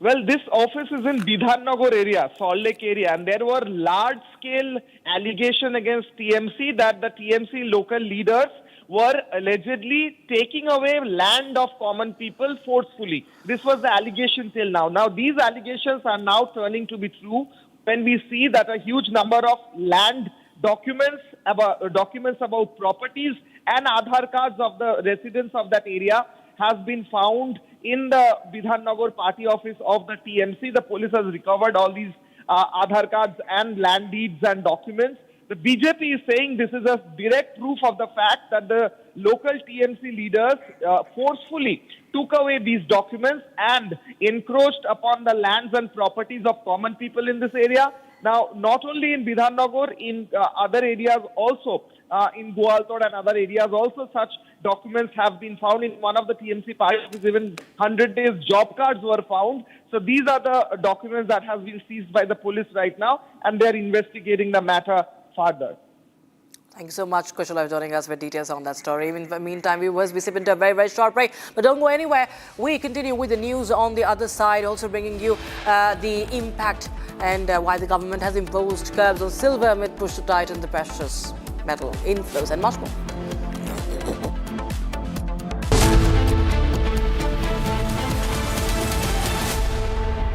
Join International Institute of Hotel Management. Call 983-10-50,000. ये सब आप इसलिए कर रहे हैं ना sir, ताकि आप अपने आरएसएस को बचा सके। वैसे भी आप आरएसएस के भोपोई तो हैं। आरएसएस का सच है मेरी थीसिस, जो सालों से छुपाया गया है, but I am going to unmask the truth. Class अब शुरू होगी because the professor is here. ये जो भी हो रहा है, ये इनजस्टिस, ये कॉन्स्पिरेसीज, ये मैनिपुलेशन, अगर आप इसको टेररिज्म नहीं कहेंगे तो फिर किसको कहेंगे? ये है मेरा आखिरी सवाल. This is my last question to you. थोड़े में ज्यादा स्वाद यही तो है इसकी खास बात। वाओ मामा क्या स्वाद है। अरे मेरे राजा। कोशिश को कामयाबी, कामयाबी को शोहरत बनते देखा है। हाँ, पिछले 60 सालों में मैंने देश को बनते देखा है। कमला पसंद, 60 सालों से अनोखा स्वाद। चमकी चाट से क्या बना है? आलू चाट या फ्रूट चाट। स्वाद बढ़ाए चमकी चाट। क्या बात है। स्वादिष्ट पकोड़े और फरसान, अरे चमकी चाट है इसकी जान। असली स्वाद सिर्फ चंकी चाट। यानी इस घर में कुछ है जो टूटता नहीं। ये पिलर कभी नहीं टूटेगा। रुंगटा स्टील टीएमटी से बना। रुंगटा नहीं तो घर स्ट्रॉन्ग नहीं। रुंगटा स्टील टीएमटी बार एकदम solid.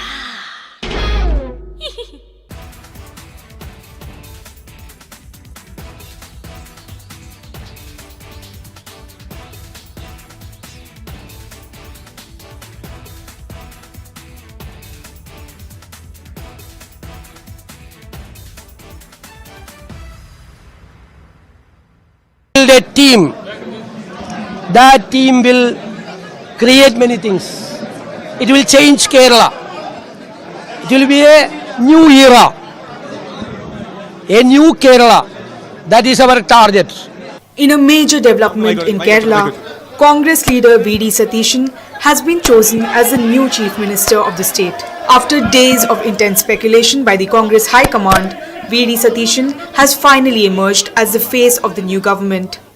Accordingly, the Congress President has held extensive discussions with the chairperson of the Congress Parliamentary Party, leader of the opposition in the Lok Sabha, the AICC observers who had met with the newly elected MLAs on May 7th, 2026, and many other leaders from the state, including MPs, former PCC presidents, have also been consulted. Based on all these discussions, it has been decided that Shri V.D. Satishan be appointed as the leader of the CLP. A veteran politician and a 5-time MLA of the Paruvur Ernakulam district, V.D. Satishan is no stranger to Kerala's political scenes. Known for his sharp debating skills and strong organizational abilities, Satishan has steadily risen through the ranks over the last 3 decades. The Honorable High Command has made a very vibrant choice in announcing the Chief Minister of Kerala. For the past 5 years, as the opposition leader of Kerala, Sri V.D. Satishan, have led the battle and attained a huge victory against a 10-year LDF rule. Whatever issues have been raised inside and outside the assembly was always commendable. And it was the emotion of the people of Kerala, it was the desire of the people of Kerala, it was the expectation of the people of Kerala that V.D. Satishan should become the Chief Minister. And the High Command has truly accepted that mandate of making him the Chief Minister. He was born in a modest family in Netur and entered active politics during his student days, where he made his name as a powerful orator. His consistent victories from the Paruvur constituency showed his strong connect with the people.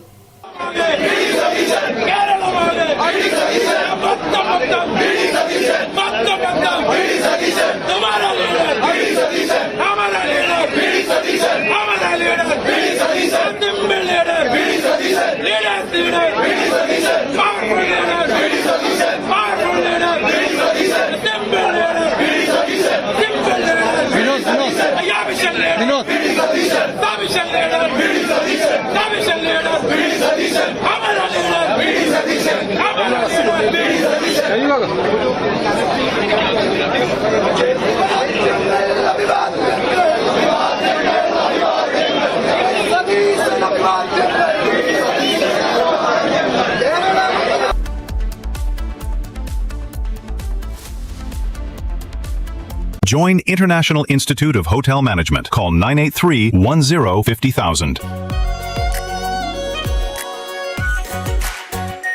Are pure shahi paneer masala, delicious, healthy everyday. कोई global organisation नहीं है, it's a terror machine. अगर हम terrorist होते तो terrorist हमें क्यों मारते?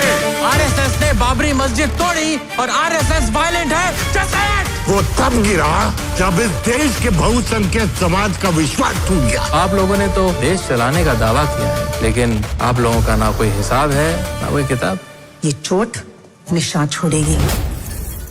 प्यास बुझाए, ठंडक लाए, सबको भाए जीरा सिप। MTH का जलजीरा जीरा सिप। जीरा सिप, असली रिफ्रेशिंग, असली स्वाद, असली मजा। MTH।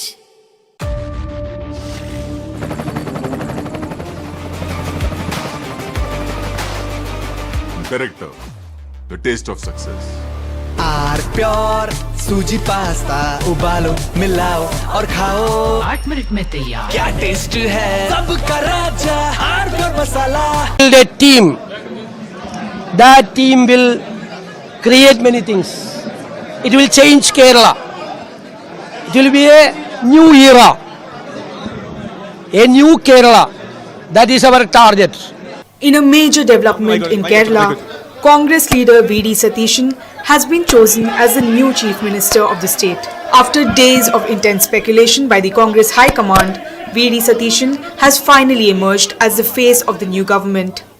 Accordingly, the Congress President has held extensive discussions with the chairperson of the Congress Parliamentary Party, leader of the opposition in the Lok Sabha, the AICC observers who had met with the newly elected MLAs on May 7th, 2026, and many other leaders from the state, including MPs, former PCC presidents, have also been consulted. Based on all these discussions, it has been decided that Shri V.D. Satishan be appointed as the leader of the CLP. A veteran politician and a 5-time MLA of the Paruvur Ernakulam district, V.D. Satishan is no stranger to Kerala's political scenes. Known for his sharp debating skills and strong organizational abilities, Satishan has steadily risen through the ranks over the last 3 decades. The Honorable High Command has made a very vibrant choice in announcing the Chief Minister of Kerala. For the past 5 years, as the opposition leader of Kerala, Sri V.D. Satishan, have led the battle and attained a huge victory against a 10-year LDF rule. Whatever issues have been raised inside and outside the assembly was always commendable. And it was the emotion of the people of Kerala, it was the desire of the people of Kerala, it was the expectation of the people of Kerala that V.D. Satishan should become the Chief Minister. And the High Command has truly accepted that mandate of making him the Chief Minister. He was born in a modest family in Netur and entered active politics during his student days, where he made his name as a powerful orator. His consistent victories from the Paruvur constituency showed his strong connect with the people.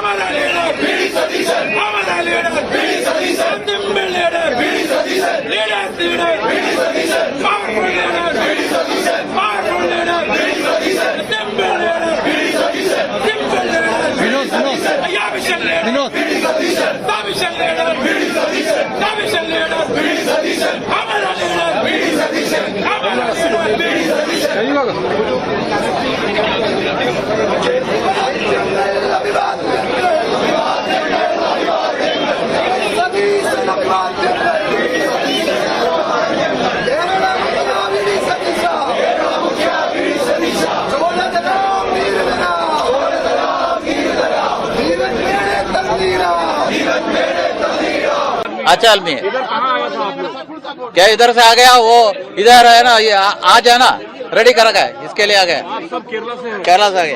BD Satheesan को चाहते हो? Kerala VD Satheesan. Over the years, he has served as the leader of opposition in the Kerala Assembly, where he earned a reputation for being an articulate opposition voice against the Left Democratic Front government. I express my gratitude. I am very grateful to the AICC leadership because our CLP adopted a resolution entrusting the Congress President to take a decision. Congress President having discussion with Congress President and Rahul ji, Priyanka ji and all other leaders, in charge General Secretary, they discussed with all the leaders. That was the procedure. Former President's Working Committee members, the cross section of the people, they discussed, they have taken a decision. Now, I dedicate this Chief Ministership to the people of Kerala. There should be a new Kerala. For the youngsters, those who are coming up, the next generation, for the next generation also, we will be very careful. We will dedicate. We are going to change the definition of political work. I hope that political work should be a dedication to the people to change their living standard and for the work for the sideline people. We will change the definition of political work and we promise good governance. Good governance. Both are my leaders and my seniors. I am junior to them. They have helped a lot for this wonderful victory. As a General Secretary organization, he helped a lot in the elections. It is his state. He is an MP from Kerala. And Ramesh Antala was the campaign committee chairman. He was my leader for a long time. I was with him. I was a close lieutenant of him. But now the party interested me. They selected me to lead Kerala. V.D. Satishan's decades of experience at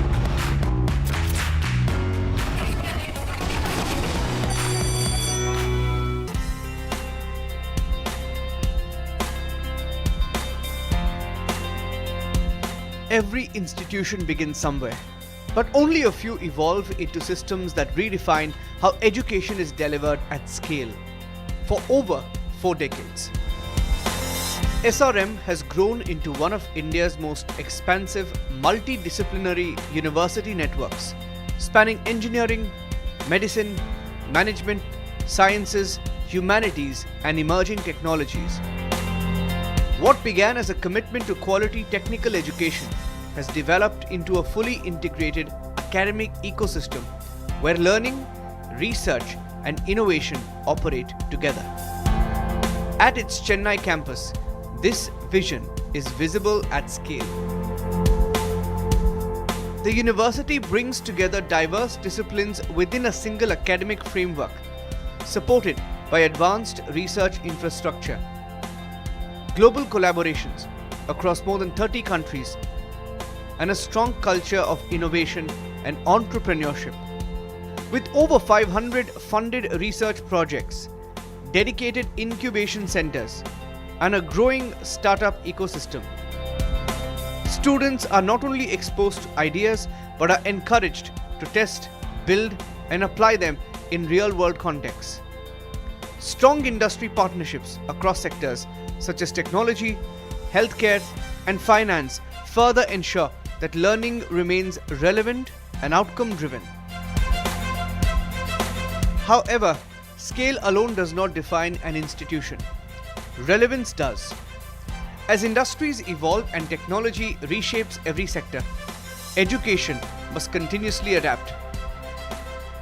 SRM's expansion across regions reflects a fundamental shift in thinking that access to quality education should not remain concentrated, but must be distributed more evenly across the country.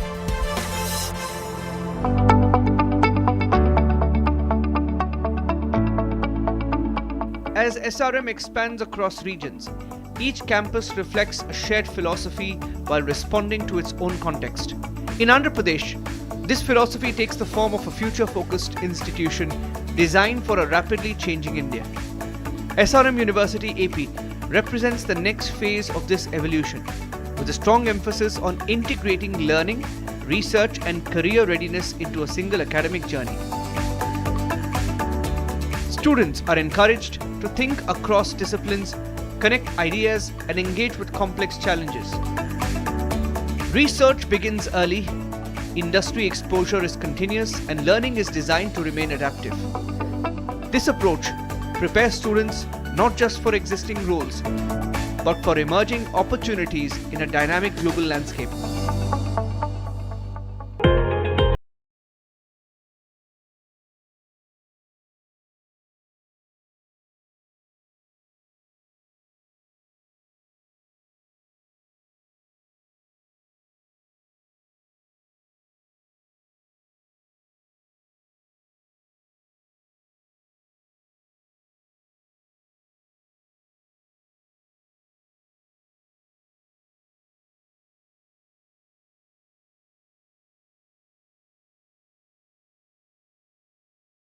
was both strategic and deeply developmental.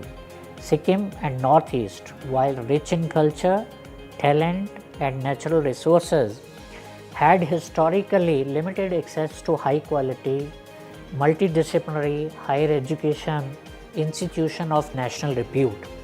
The idea was to bridge this gap. Our entry into Sikkim was guided by a larger commitment to create a knowledge hub that not only serves the educational aspirations of Northeast but also prevents the out-migration of talented youth seeking quality education.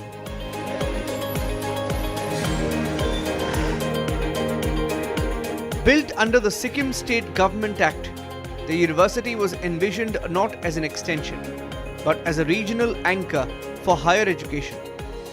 It provides students the opportunity to pursue quality education without leaving their geography, while still remaining connected to national and global academic and professional ecosystems. SRM University Sikkim is located in one of the safest hills of India, that is Sikkim. Here, the students are breathing the fresh air. They're in a very peaceful environment where they have a secure and very safe space for learning. Keeping in mind the local population and also the accessibility of quality education, the university has offered various scholarship programs for the students. SRM also offers online program through its online education portal. So here, we don't just admit students, they don't just join us, but they become the family that we support, we groom, and they grow. This is not simply an expansion of footprint, but a deliberate alignment with the needs of the region and the aspirations of its students. So talking about my long-term vision is to position SRM Sikkim as a truly integrated, future-ready institution that seamlessly combines academic excellence, innovation, and societal relevance. At the core of this vision is interdisciplinarity, breaking traditional silos, and creating a learning ecosystem where technology, management, health sciences, and humanities covers to address real-world challenges. As higher education evolves, expectations from universities are changing. Knowledge alone is no longer sufficient. Students must be equipped to apply, adapt, and innovate in environments that are constantly shifting. At SRM University Sikkim, academics are designed with this shift in mind. The School of Information Technology generally provides the various curriculum in line with NEP 2020, and currently we are offering BCA and MCA programs with specialization in various domains such as artificial intelligence, machine learning, data science, cyber security, and cloud computing. Regarding faculty members, I would like to say that we have highly qualified, experienced faculty members from industry experience as well as academic experience. Programs across sciences, management, social sciences, and technology are structured to be multidisciplinary, reflecting the interconnected nature of real-world challenges. we are equipped with qualified faculties with very relevant expertise and industry experience. We ensure that our industry curriculum are totally industry aligned. For example, we have a board of studies, and within our board of studies we have industry experts, and they are very important in terms of assessing the curriculum. We also have internships and industrial training that is in total alignment with the industry. We also have guest lectures and a lot of industrial visits. All these are standard practices across all three departments. We also encourage LMS, learning management systems such as Google Classroom and SWAYAM, as well as NPTEL platforms. We particularly encourage SWAYAM and NPTEL, and this is again in total alignment with the NEP education plan. We have also recently undertaken mentorship programs, and these mentorship programs are designed to help facilitate students in their career choices as well as in their academic curriculum.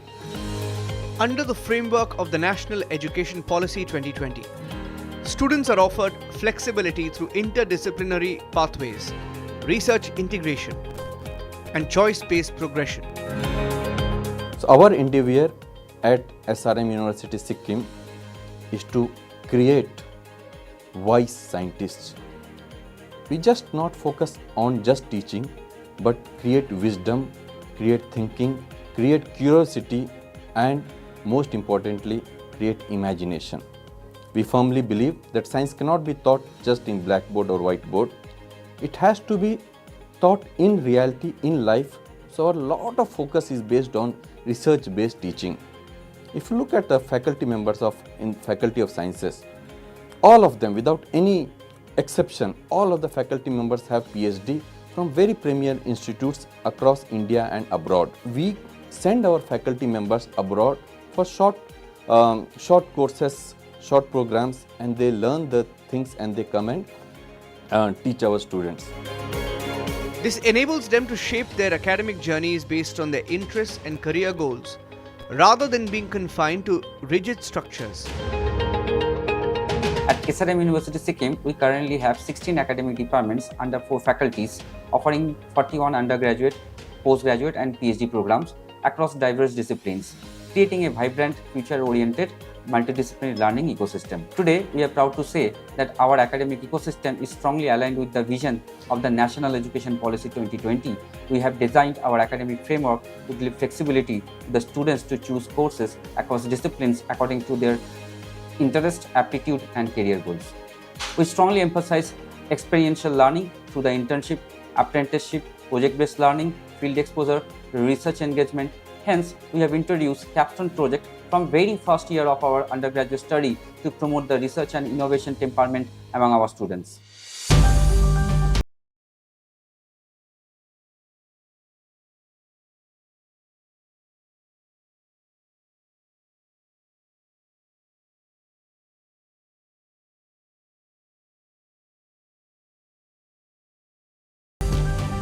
Students engage with areas such as life sciences, environmental systems, artificial intelligence, and data-driven technologies through practical exposure. At SRM University Sikkim, research is one of the very key priority, and our central focus is on multidisciplinary innovations. We believe that research ignites curiosity, and when this curiosity gets engaged with learning, it gives us some cut-edge products and research. Currently, we are running 20 major projects, again funded by several government, non-government agencies. Some of them are like CSIR, DST, ICSSR, ICMR. And we also have very important collaborations. We have international collaborations with NASA, European Union, also have important collaboration in national level with IUCA. In SRM University, we are working in multiple fields, starting from drug discovery, discovering of phytochemicals, traditional medicine to cure Alzheimer's disease, dementia. We are also building kits, tools to detect diseases, early detection of diseases like cancer, tuberculosis. We also work on the social fields, that is in electoral awareness, multi-dimensional model development for tourism model development for Northeast India. This emphasis on experiential learning ensures that understanding is built through application, not just instruction.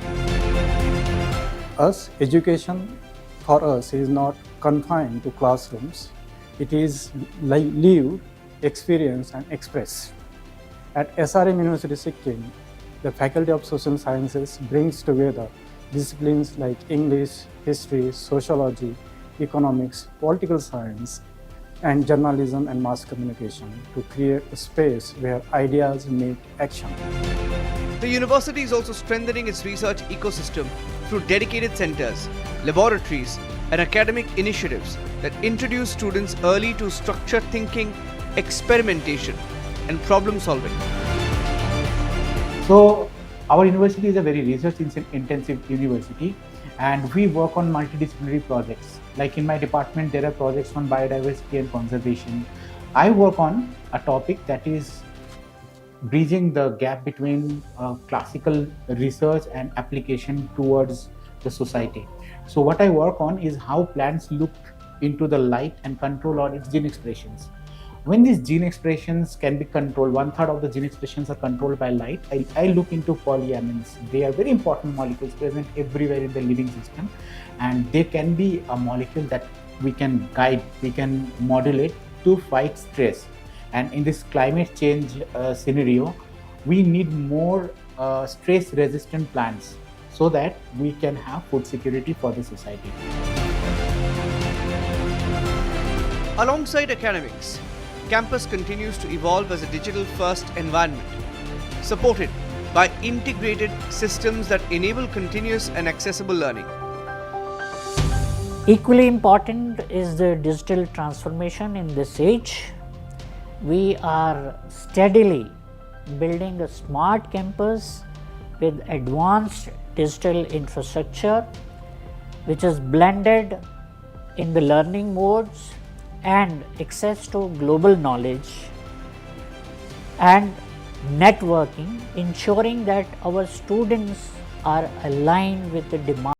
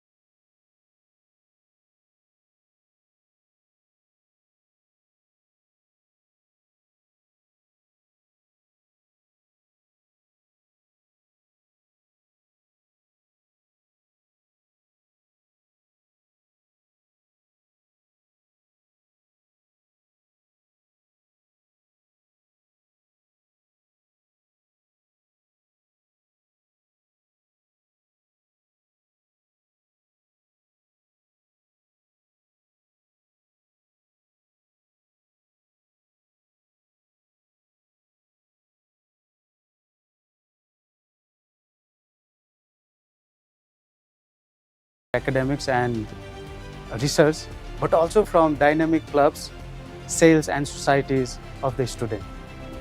We are helping students for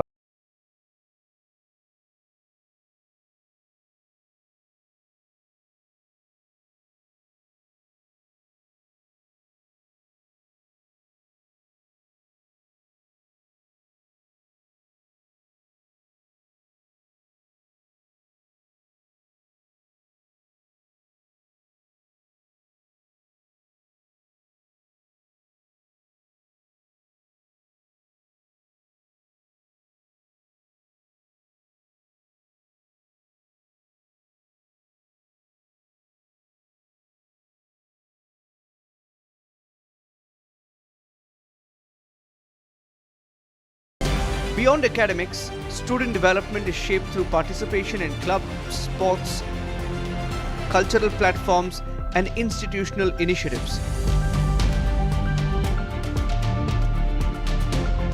Contribute? You missurrender? My lord, I've been honestly betrayed! These experiences build confidence, leadership, and collaboration skills that extend beyond formal education. By exposing him, these crimes could earn me a fortune. SRM Sikkim has a vibrant group of NSS volunteers, and being a part of it has helped me realize that real education goes beyond classroom. It helps us to connect with the society, helps us know real-life problems, and also encourages us to give back to society with little help we do. I'm proud to say that during the flash flood that hit Sikkim in 2023, we, the NSS volunteers, along with the Rotaract SRM Sikkim, were the first ones to reach there with health essentials. The university also maintains a strong connection with the surrounding community through outreach programs, school engagement, and awareness initiatives, ensuring that its impact extends beyond campus boundaries. Access remains central to its philosophy. Through scholarships, mentoring systems, and structured support, the university ensures that opportunities remain inclusive and merit-driven. SRM University has played a crucial role in shaping my journey. I was fortunate enough to get my first internship in All India Radio. Along with that, I have worked in leading media houses in Sikkim. I also got an opportunity to work with Digital Media House in Jaipur. And currently, along with my studies, I am doing freelancing for a US-based company. And this is solely because of the foundation SRM University Sikkim has given me. As students progress through this ecosystem, their transition into the professional world is supported through continuous industry interaction and exposure. With a growing network of recruiters and industry collaborations, students graduate with both knowledge and applied capability. Since our course is much more skill-focused, we have a curriculum that is constantly evolving. And for that, SRM hosts a lot of seminars, webinars, workshops, and internships. One experience that comes to mind is the winter internship that we did. Here, we learned a lot about the most important aspects of tech as of today, such as AI and ML, cybersecurity, cloud computing, and so much more. This experience definitely transcended just academics, because here we learned responsibility, resilience, teamwork, and innovation by solving real-world problems and also learning how to think on our feet. This experience definitely helped us learn more experimentally and not just theoretically. Placement is not treated as a final stage, but as the outcome of sustained preparation throughout the academic journey. So at CDC, our approach is simple: prepare, connect, and deliver. So from the very beginning, we work closely with our students to enhance their skills through our structured training programs like skill building workshops, aptitude sessions, mock interviews. This ensures that the students are confident, capable, and ready to take on the real world challenges. We maintain strong relationships with our industry partners, and through this we achieved over the years, we have achieved a consistency of 90 to 95% placement record, with a growing number of recruiters every year visiting our campus. And our students got placed in various leading companies like KPMG, Uniqlo, Mo Engage, Wipro, then PwC, and many more. In addition to this, we have a centralized placement support through our SRM Andhra Pradesh campus, so through which our students get opportunity to explore the placement drives over there and to connect with the top recruiters over there. As SRM University Sikkim continues to evolve, its focus remains clear: to strengthen regional access to quality education while maintaining alignment with global academic standards. With plans to develop into a fully integrated campus, the institution is steadily expanding its academic and infrastructural capabilities to deliver a more holistic learning environment. Recognized as a NAC A+ accredited university and honored as one of the best private universities in Sikkim, it represents a shift in how higher education can function in emerging regions, not as a distant aspiration, but as an accessible and evolving reality. Well, over the next decade, I see SRM University Sikkim evolving into a globally connected, regionally impactful institution that stands at the intersection of quality, innovation, and inclusion.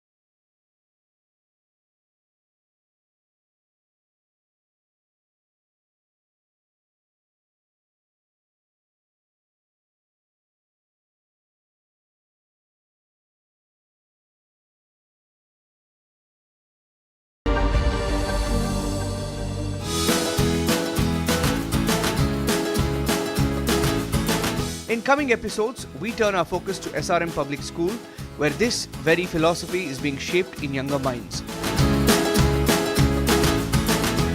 With a strong CBSE curriculum, innovative teaching approaches, and a deep emphasis on values, these schools are nurturing not just students, but future-ready individuals. Here, education is designed to be holistic, blending academics with arts, sports, life skills, and emotional well-being. From personalized learning pathways and student portfolios to wellness-focused campuses and a 360-degree assessment approach, SRM Public School is addressing a deeper need of our times, raising confident, compassionate, and capable individuals.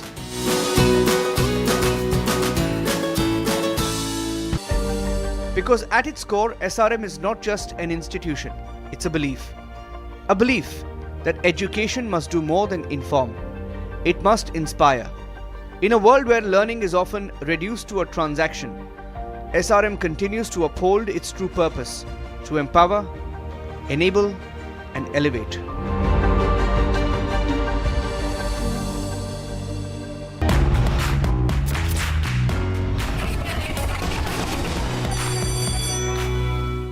Join International Institute of Hotel Management. Call 983-10-50,000. अरे ये debate बाहर की सोचे Vicky. Debate यानी विवाद। भारत विवाद नहीं, संवाद यानी कंस्ट्रक्टिव डिस्कशन। इसमें भरोसा लगता है। सच नरेट नहीं करना होता, नरेटिव को सच बनाना होता है। जब भी भगवे के ओर कोई कालिक दिखता है तो उसी स्याही से इतिहास लिखा जाता है। चमकी चाट से क्या बना है? सैंडविच, लस्सी और छाछ और हर घूंट में चमकी चाट। ड्राई फ्रूट और दही बड़े। चमकी चाट से स्वाद बढ़े। असली स्वाद सिर्फ चमकी चाट। केसरिया से मन जोगी हुआ रे, दिल झूमे देखो मतवारा हुआ रे। केसरिया से मन जोगी हुआ। हर पल मनाओ केसरी त्योहार। विमल, बोलो जुबान केसरी। थोड़े में ज्यादा स्वाद, यही तो है इसकी खास बात। वाओ मामा, क्या स्वाद है। अरे मेरे राजा, सबका राजा आरती और मसाला।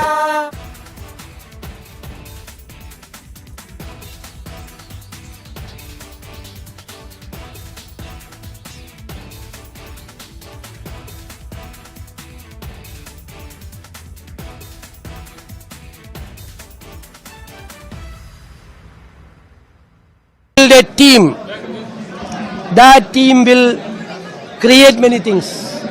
It will change Kerala. It will be a new era, a new Kerala.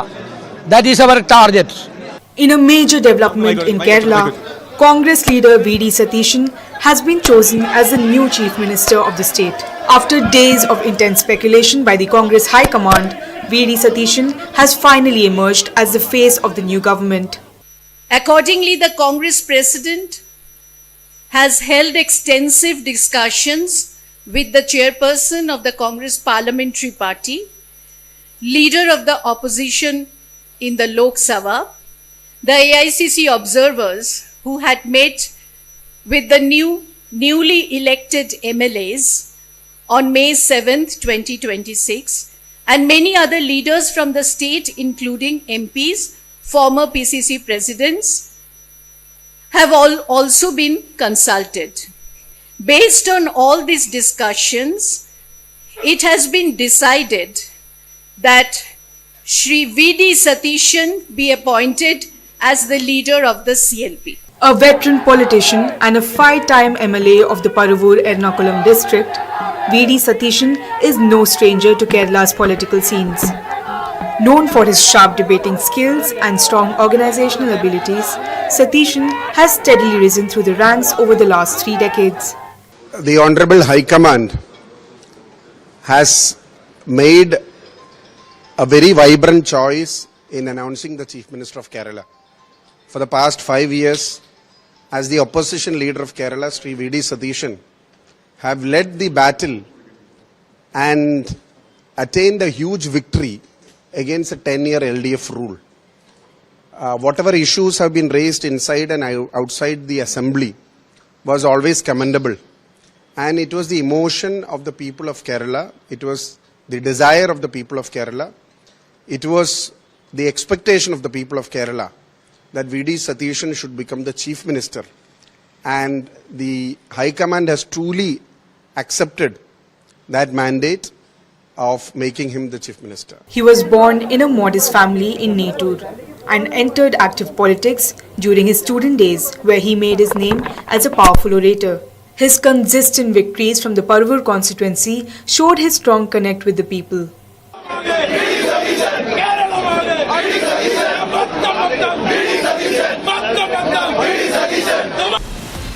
From Asia's largest news headquarters, setting the agenda for Bharat.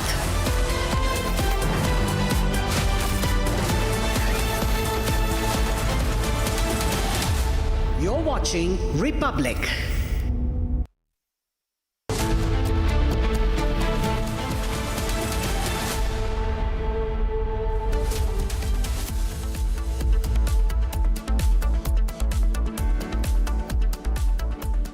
Very warm welcome. You're watching Republic TV. I'm Gesu Bharadwaj, and Prime Minister Modi has landed in Sweden, where in fact he's being welcomed by the Swedish Prime Minister Ulf Kristersson. We're getting you all the details, but first here's a check on your headlines for the hour. Take a look.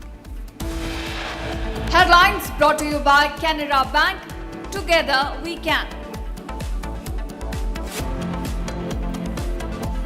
Twisha's family demands a second post-mortem report, requests transfer of case to another state. Chief Minister Mohan Yadav does not mean Twisha's family. They met an officer on special duty at the Chief Minister's residence. Manisha Gurunath Mandhare, one of the key accused in the NEET paper leak scandal, remanded to 14-day CBI custody. Union Minister Bandi Sanjay's son Bandi Bhagirath sent to 2-week judicial custody after he surrenders in connection with the POCSO case. In just 48 hours, the price of CNG was hiked for the second time in Delhi NCR, increasing the price by 2 rupees.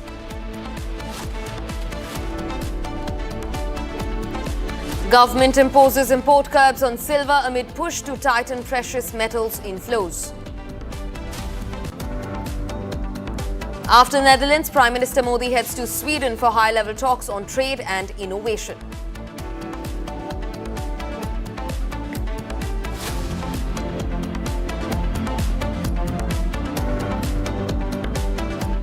Viewers, now Prime Minister Narendra Modi has landed in Sweden. In fact, moments before he landed, Swedish Gripen fighter jets escorted Prime Minister Modi's plane as he entered the Swedish airspace. Now, in the latest, he has already touched down. After Netherlands, he is now in Sweden. Now, this comes as a part of his 6-day 5-nation tour to strengthen Europe and India ties. Now, Prime Minister Narendra Modi's Sweden visit has generated strong enthusiasm among Swedish political leaders, businesses, and even the Indian diaspora, especially in Gothenburg, which the Indian ambassador Anurag Bhushan described as the heart of Swedish industry. Now, Prime Minister Modi is currently visiting Gothenburg. He will be in Gothenburg in Sweden from 17th till the 18th of May, and he's there on the invitation of the Swedish Prime Minister Ulf Kristersson. Now, in fact, while he was touching down to Sweden moments before, the Swedish Gripen fighter jets escorted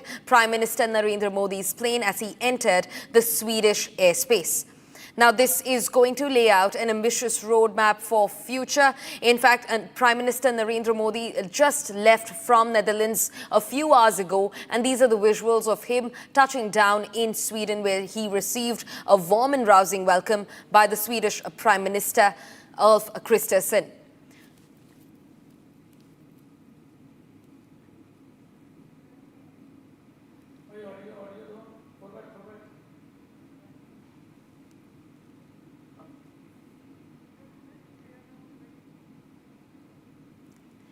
Now, that is Prime Minister Narendra Modi with the Swedish Prime Minister Ulf Kristersson as he touches down in Sweden as a part of his 6-day 5-nation Euro tour.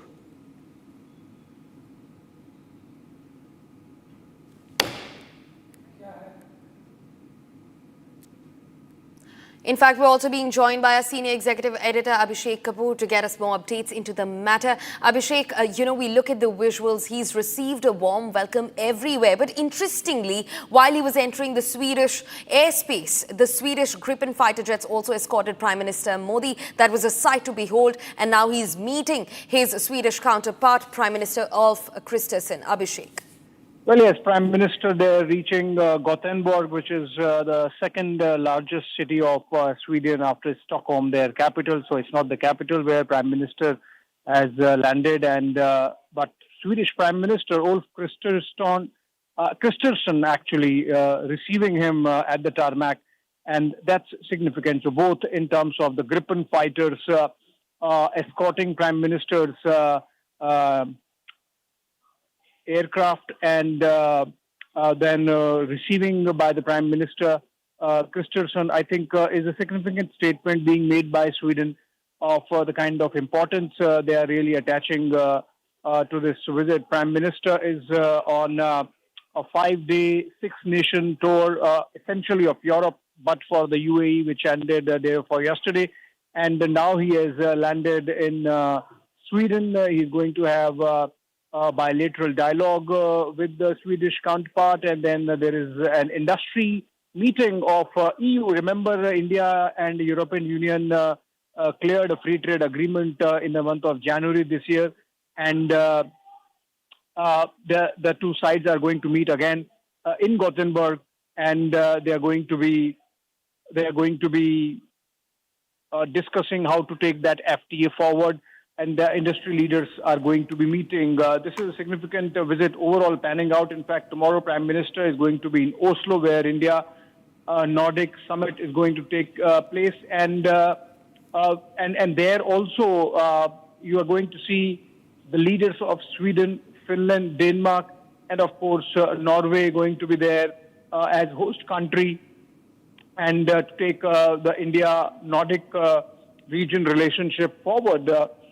With Sweden, for example, we are their third largest trading partner in Asia, and while Sweden happens to be our 20th or 22nd largest trading partner globally, the fact that at about $7 to $8 billion, with much of it related to technology, it's a significant leg of Prime Minister's visit as it is panning out. And as I mentioned, that apart from meeting the Swedish Prime Minister, there's going to be a European Union dialogue also, the industry roundtable, where Ursula von der Leyen is also going to be coming in. So I think, imagine that he's country hopping literally 5 nations in 6 days, about 50 odd meetings, and this is just a sliver of that, where he's landing in Gothenburg, and he's going to be holding about 3 or 4 meetings in a span of 4 or 5 hours that he's spending in Sweden before flying out to Oslo for the India-Nordic Summit. Right, Abhishek, thanks very much for getting us a lowdown of what's going to happen in Sweden and how that is going to be of importance to both India and Sweden. Of course, you know, Prime Minister Narendra Modi is on a 6-day, 5-nation tour to strengthen the ties between Europe and India. So Prime Minister's plane, while he entered the Swedish airspace, was escorted by the Swedish Gripen fighter jets, the one that you can see on the left side of your screens, and onto the right are the visuals that have come in after the Prime Minister touched down in Gothenburg in Sweden, where he was in fact warmly greeted by the Swedish Prime Minister Ulf Kristersson.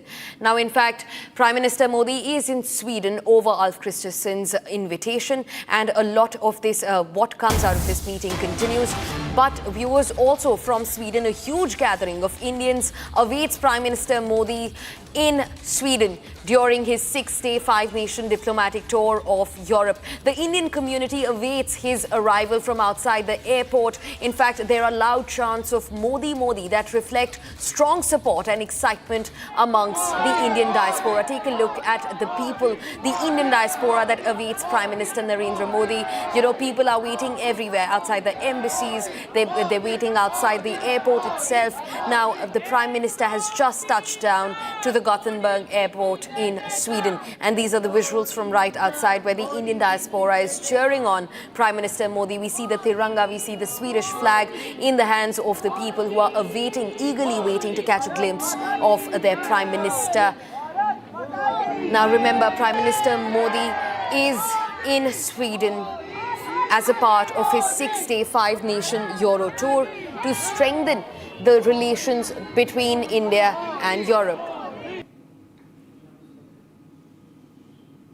Right now, Prime Minister Narendra Modi has just touched down in Gothenburg in Sweden, but that happened after he culminated a very successful visit to Netherlands. Now, Prime Minister Modi stated that his visit to the Netherlands has infused fresh momentum into India-Netherlands bilateral relations. He also highlighted the elevation of the partnership to a strategic partnership and the charting of an ambitious roadmap for deeper cooperation in key sectors that include water resources, semiconductors, innovation, defense, sustainability, and even mobility. expressing gratitude to the Dutch Prime Minister Rob Jetten for the warm hospitality and for personally coming to the airport to bid him farewell. The Prime Minister conveyed strong confidence that the friendship between India and the Netherlands will continue to grow stronger in the years to come. So those are the words of Prime Minister Narendra Modi. He thanked the Netherlands, the people of Netherlands and the Dutch Prime Minister over the welcome that he received in Netherlands. In fact, many important things that were penned down as part of this crucial meeting, right from sustainability to water resources to even semiconductors and energy. Everything remained in focus. Not just that, how can one forget the prolific visuals of the Chola copper plates that were returned to India rightfully after many years by the Netherlands. Take a look at the visuals.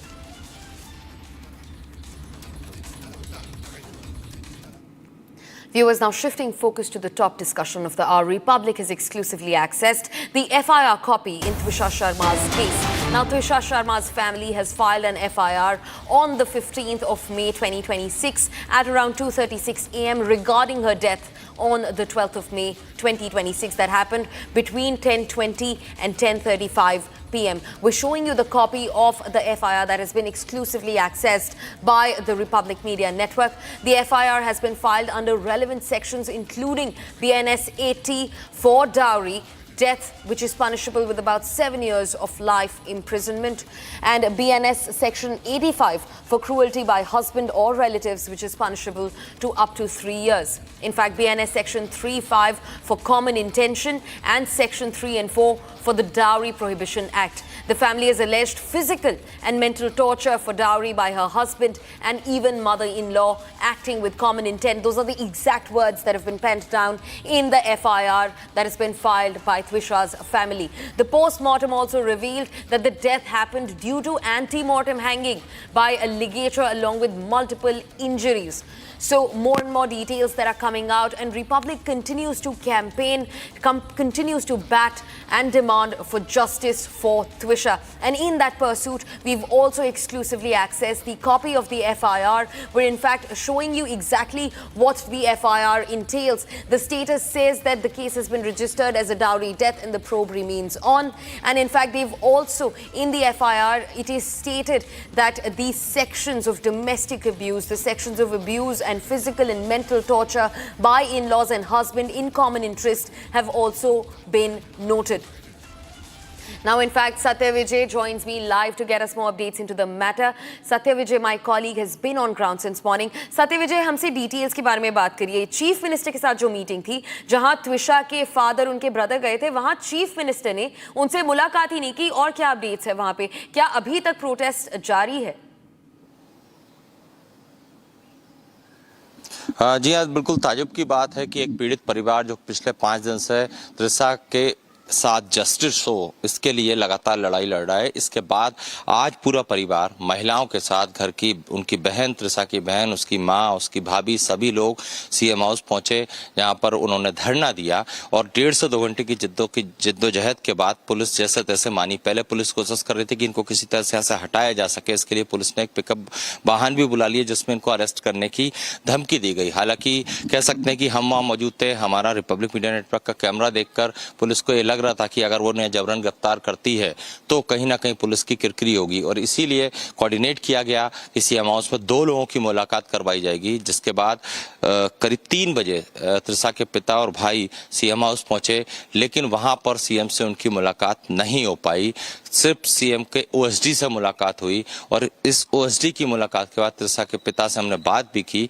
वो काफी निराश दिखे। उनका कहना था कि उनके 3 से 4 पॉइंट्स हैं जिन पर उन्हें बात करना थी, लेकिन सिर्फ एक पॉइंट जिसमें कि त्रिशा की बॉडी को ठीक तरीके से पोस्टमार्टम रूम में रखने की जो बात है जिससे कि वो डिकम्पोज ना हो, उसको तो माना, लेकिन बाकी पॉइंट्स पर लिमिटेशंस का हवाला दिया गया। तो त्रिशा के पिता का ये कहना था कि अब चूंकि सीएम हाउस के बाहर से तो धरना खत्म हो गया है, परिवार का ये कहना था कि वो आपस आपस में डिस्कस करेंगे, लेकिन उनकी लड़ाई जस्टिस फॉर त्रिशा, ये जो लड़ाई है उनकी वो जारी रहेगी, क्योंकि उनका कहना है कि सेकंड पीएम जरूर होना चाहिए, क्योंकि फर्स्ट पीएम जो हुआ है एम्स भोपाल में उसमें कहीं ना कहीं छेड़छाड़ की गई है। ऐसा परिवार का आरोप है कि जो त्रिशा की सास हैं, जो कि एक्स जज हैं, रिटायर्ड जज हैं ग्रीवाला सिंह, उनके प्रभाव के चलते जो पोस्टमार्टम रिपोर्ट आई है उसमें मल्टीपल इंजरी के बाद भी इसमें हत्या का प्रकरण दर्ज नहीं किया गया।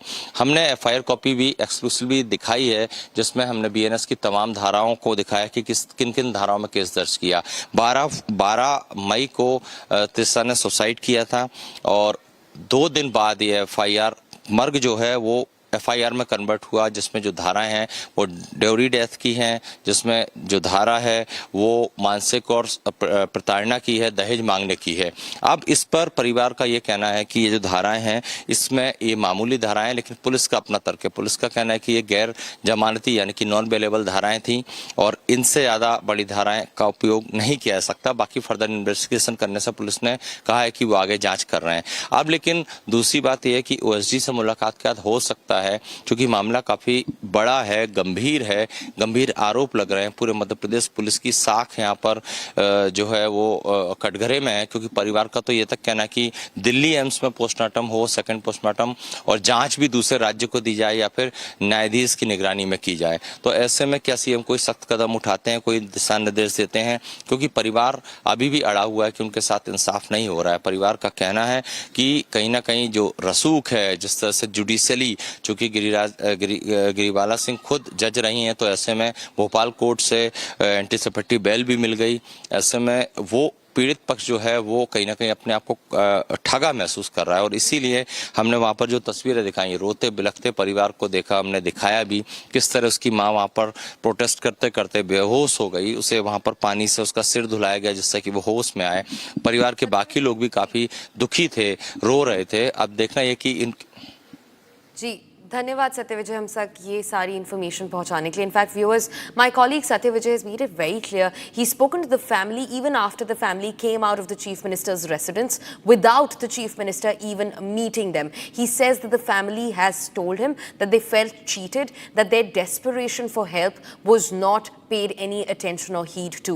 Now viewers, shifting focus and taking a look at what's happening in Kerala. Now V.D. Satheesan, the newly designated Chief Minister of Kerala, addressed a press meeting at the Cantonment House in Thiruvananthapuram, where he announced that the list of the full 21-member cabinet will be released shortly.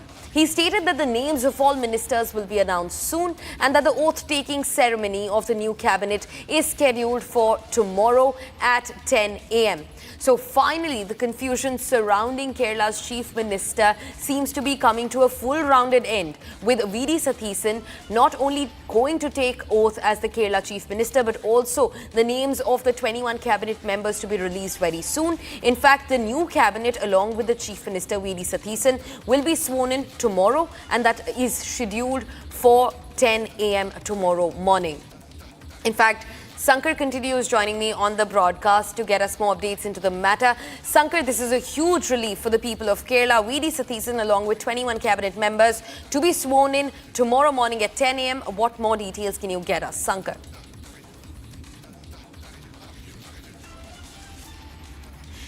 Seems to me that we've lost the line with my colleague Sankar, but viewers, just to give you a roundup, the names of the cabinet ministers, 21 of them, will be announced very soon, and they will all be taking oaths at the same time as Kerala's new chief minister, V.D. Satheesan, who is going to be sworn in as the chief minister of the state tomorrow morning at 10 a.m. That's the latest that we're getting in. In fact, Sankar, my colleague, continues being with us on the broadcast. Sankar, Kerala's wait is finally over. 21 cabinet members, along with V.D. Satheesan, as the chief minister to be sworn in tomorrow morning at 10 a.m. What more details can you get us?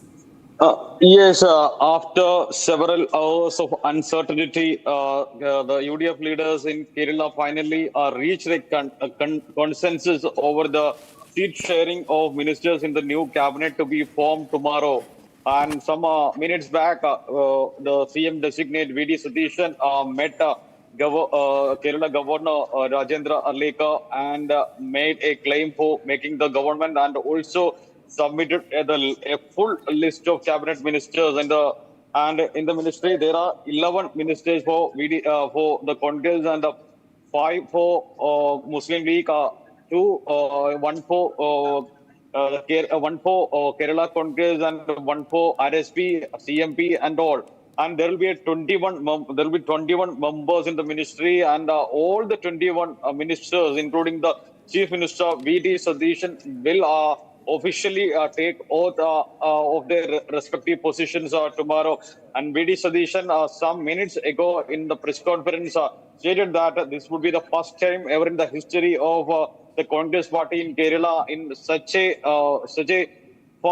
speed. All the names were finalized without any issues inside the front and even inside the Congress party. You know, there were some issues in the beginning over the names recommended for various ministerial posts by V.D. Satish and Ramesh Chennithala and even K.C. Venugopal. But finally, the V.D. Satish and the Ramesh Chennithala and the state leadership took a unanimous decision to send the list to the High Command to take a final decision. And some at around 5 o'clock, the list have been finalized. In the final list, V.D. Satish will be the Chief Minister. Ramesh Chennithala will handle the Home Department. Definitely. And in addition to, yes, Definitely. Satish to be the Chief Minister and Ramesh Chennithala to handle the Home Department. With that, viewers, it's time to now slip into a short break. But don't go anywhere. On the other side, we also get you details of the CNG price hike, which was hiked 2 times in just 48 hours by at least 2 rupees in Delhi NCR. Getting you those and a lot many more details on the other side. Stay tuned. Amity University has one of India's largest merit scholarship programs for brilliant students. Over 9,000 students with 90% plus in their 12th boards are currently at Amity, benefiting from the culture of academic excellence and focus on research and innovation. To be with like-minded students who want to be successful, apply at amity.edu/scholarships. थोड़े में ज्यादा स्वाद यही तो है इसकी खास बात। वाओ मम्मा क्या स्वाद है? अरे मेरे राजा।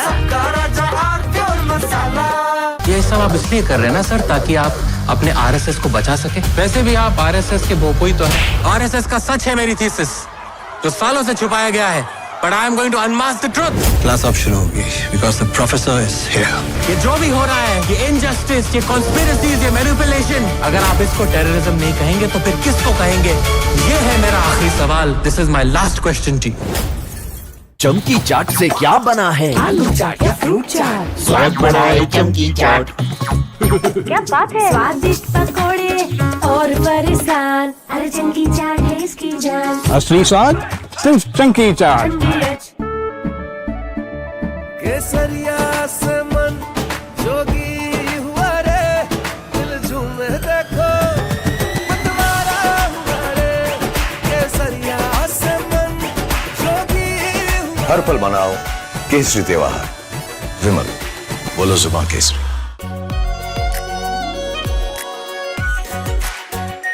R pure shahi paneer masala, delicious, healthy everyday. अरे ये डिबेट बाहर की सोचे विकी. डिबेट यानी विवाद. भारत विवाद नहीं, संवाद यानी कंस्ट्रक्टिव डिस्कशन. इसमें भरोसा रखता है. सच नरेट नहीं करना होता, नरेटिव को सच बनाना होता है. जब भी भगवे के ओर कोई कालिक दिखता है तो उसी स्याही से इतिहास लिखा जाता है.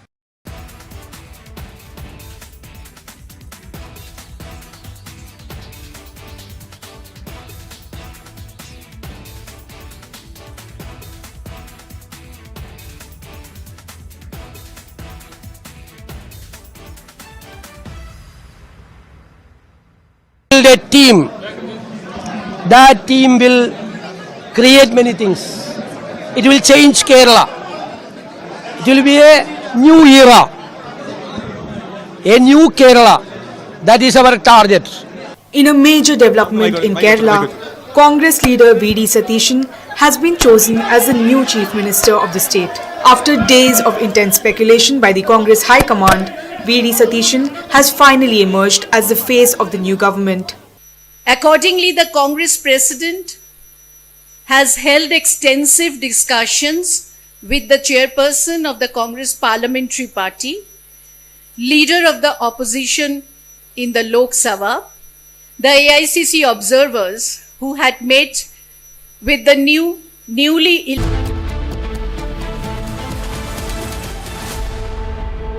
Join International Institute of Hotel Management. Call 983-10-50,000. कोई ग्लोबल ऑर्गेनाइजेशन नहीं है, इट्स अ टेरर मशीन। अगर हम टेररिस्ट होते तो टेररिस्ट हमें क्यों मारते?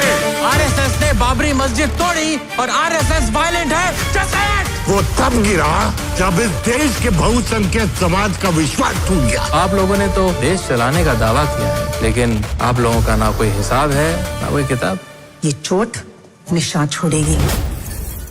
आर प्योर सूजी पास्ता उबालो मिलाओ और खाओ 8 मिनट में तैयार। क्या टेस्ट है सबका राजा आर प्योर मसाला। आई का ये जश्न है, जश्न का ये जश्न है। अरे राष्ट्रीय इलायची जश्न का जश्न। प्यास बुझाए ठंडक लाए सबको भाए जीरा से MTH का जलजीरा जीरा से। जीरा से असली रिफ्रेशिंग, असली स्वाद, असली मजा। ये सब आप इसलिए कर रहे हैं ना सर, ताकि आप अपने आरएसएस को बचा सके। वैसे भी आप आरएसएस के भोपोई तो हैं। आरएसएस का सच है मेरी थीसिस, जो सालों से छुपाया गया है। But I am going to unmask the truth. Class अब शुरू होगी because the professor is here. ये जो भी हो रहा है, ये इनजस्टिस, ये कॉन्स्पिरेसीज, ये मैनिपुलेशन, अगर आप इसको टेररिज्म नहीं कहेंगे तो फिर किसको कहेंगे? ये है मेरा आखिरी सवाल। This is my last question to you. थोड़े में ज्यादा स्वाद यही तो है इसकी खास बात। वाओ मामा क्या स्वाद है? अरे मेरी राजा। Build a team. That team will create many things. It will change Kerala. It will be a new era. A new Kerala. That is our target. In a major development in Kerala, Congress leader VD Satishan has been chosen as the new Chief Minister of the state. After days of intense speculation by the Congress High Command, VD Satishan has finally emerged as the face of the new government. Accordingly, the Congress president has held extensive discussions with the chairperson of the Congress Parliamentary Party, leader of the opposition in the Lok Sabha, the AICC observers who had met with the newly elected MLAs on May 7th, 2026, and many other leaders from the state, including MPs, former PCC presidents, have also been consulted.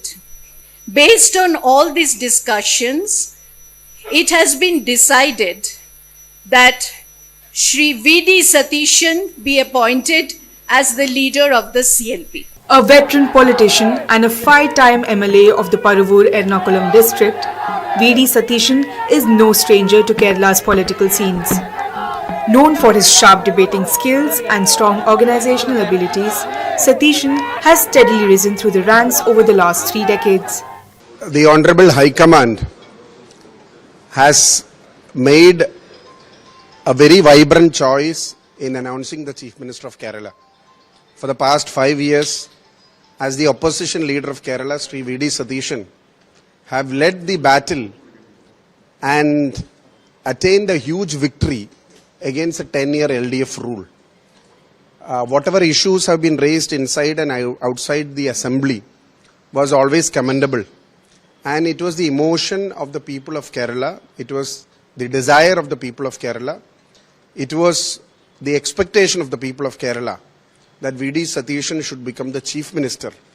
And the High Command has truly accepted that mandate of making him the Chief Minister. He was born in a modest family in Netur and entered active politics during his student days, where he made his name as a powerful orator. His consistent victories from the Paruvur constituency showed his strong connect with the people.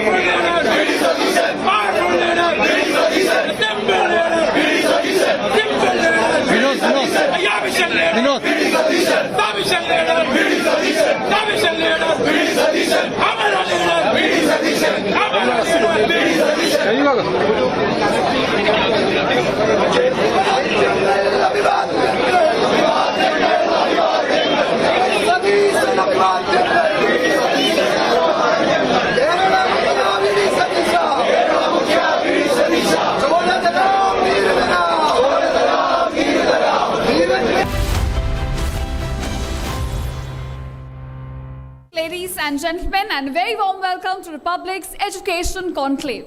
Now today, conversation is not just about education, it is about the future of India, the future of this country, as it is in our classrooms that you're building and shaping the leaders of tomorrow, the decision makers, the policy makers that will be leading this country tomorrow.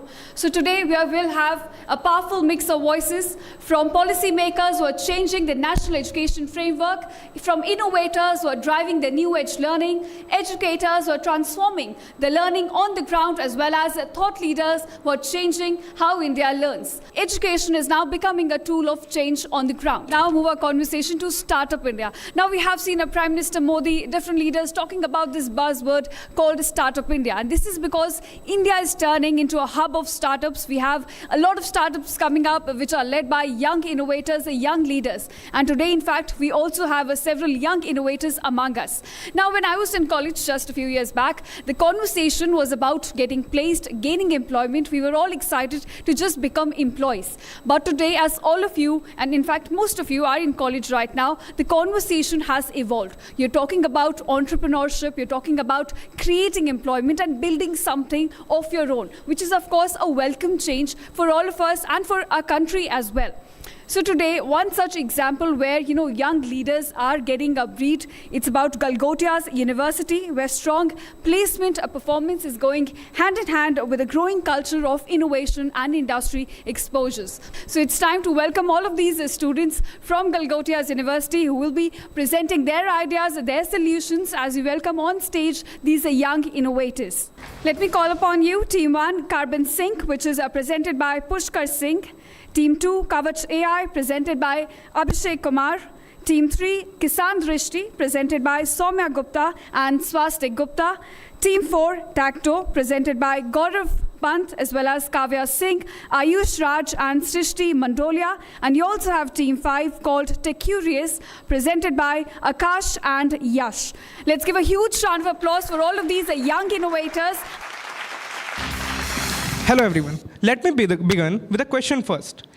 Have you guys noticed that today's the products which you are using have carbon neutral or eco-friendly written on them? Do you know the reason why? Hi everyone, my name is Pushkar Singh and I am the founder and CEO of Carbon Sync. I am currently an electrical engineering student at Galgotia's and building at the intersection of climate and infrastructure. I have been studying about the carbon markets for the last 3 years and found out that the carbon markets have one infrastructural problem. Now, moving to my question, the answer is the Energy Amendment Act 2022. So, according to the Act, the carbon credit trading scheme comes into play, which says that every enterprise should measure, report, and verify their carbon emissions. Now, the companies which emit less than their allowed carbon emissions would earn carbon credits, and the companies which emit more than their allowed carbon emissions would have to buy these credits either from these companies or from the individual project owners. But the real problem is that there are more than 1800 plus emission factors defined by the government of India, which makes it really complex and impossible for these enterprises to account their carbon emissions manually through spreadsheets. Secondly, there is one more problem in the carbon credits trading part, that the problems are double selling and invalid credits. Now, the problem, let us understand this problem through an example. Let's say I have an acre of land and have trees planted on them. These trees eliminate over 100 tons of emissions per year. Now, a company comes to me and buy these credits from me to offset their emissions. But the very next day after this deal, I sell my land and the whole land full of trees got cut down. Now, what happened here is the emissions got reduced on paper but have made no real world impact. And that's what the infrastructural problem in the carbon credits market. Now here comes Carbon Sync.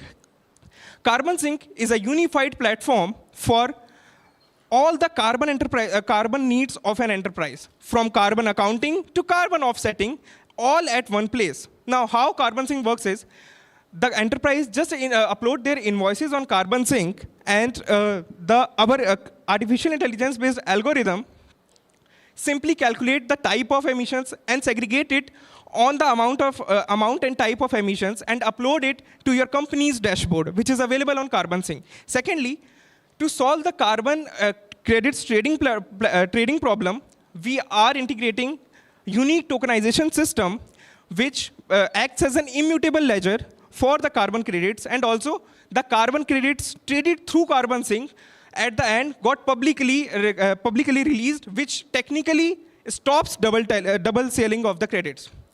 Now, the market is big and the problem is real. Carbon markets are projected to reach $50 billion by 2030, and Carbon Sync would become the technical enforcement for the carbon markets.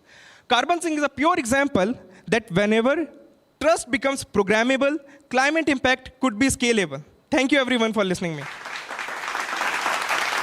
Now I would request my colleague, Mr. Abhishek Kumar, to come on the stage and present his startup, Kavach AI. So, hello everyone. तो जैसा कि आप सब जानते हैं, कोई भी school हो, बिल्डिंग हो या रिटेल स्टोर हो, आप सब जहाँ भी जाते हो, आपको हर जगह सीसीटीवी कैमरे दिखते हैं.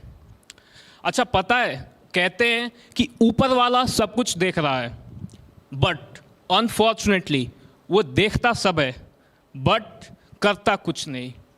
In the time when the incident happens, तब बाद में हमें रिवाइंड करके देखना पड़ता है कि आखिर हुआ क्या था. So, hello everyone, I am Abhishek and we are building Kavach AI. We are third year machine learning students specializing in the field of computer vision.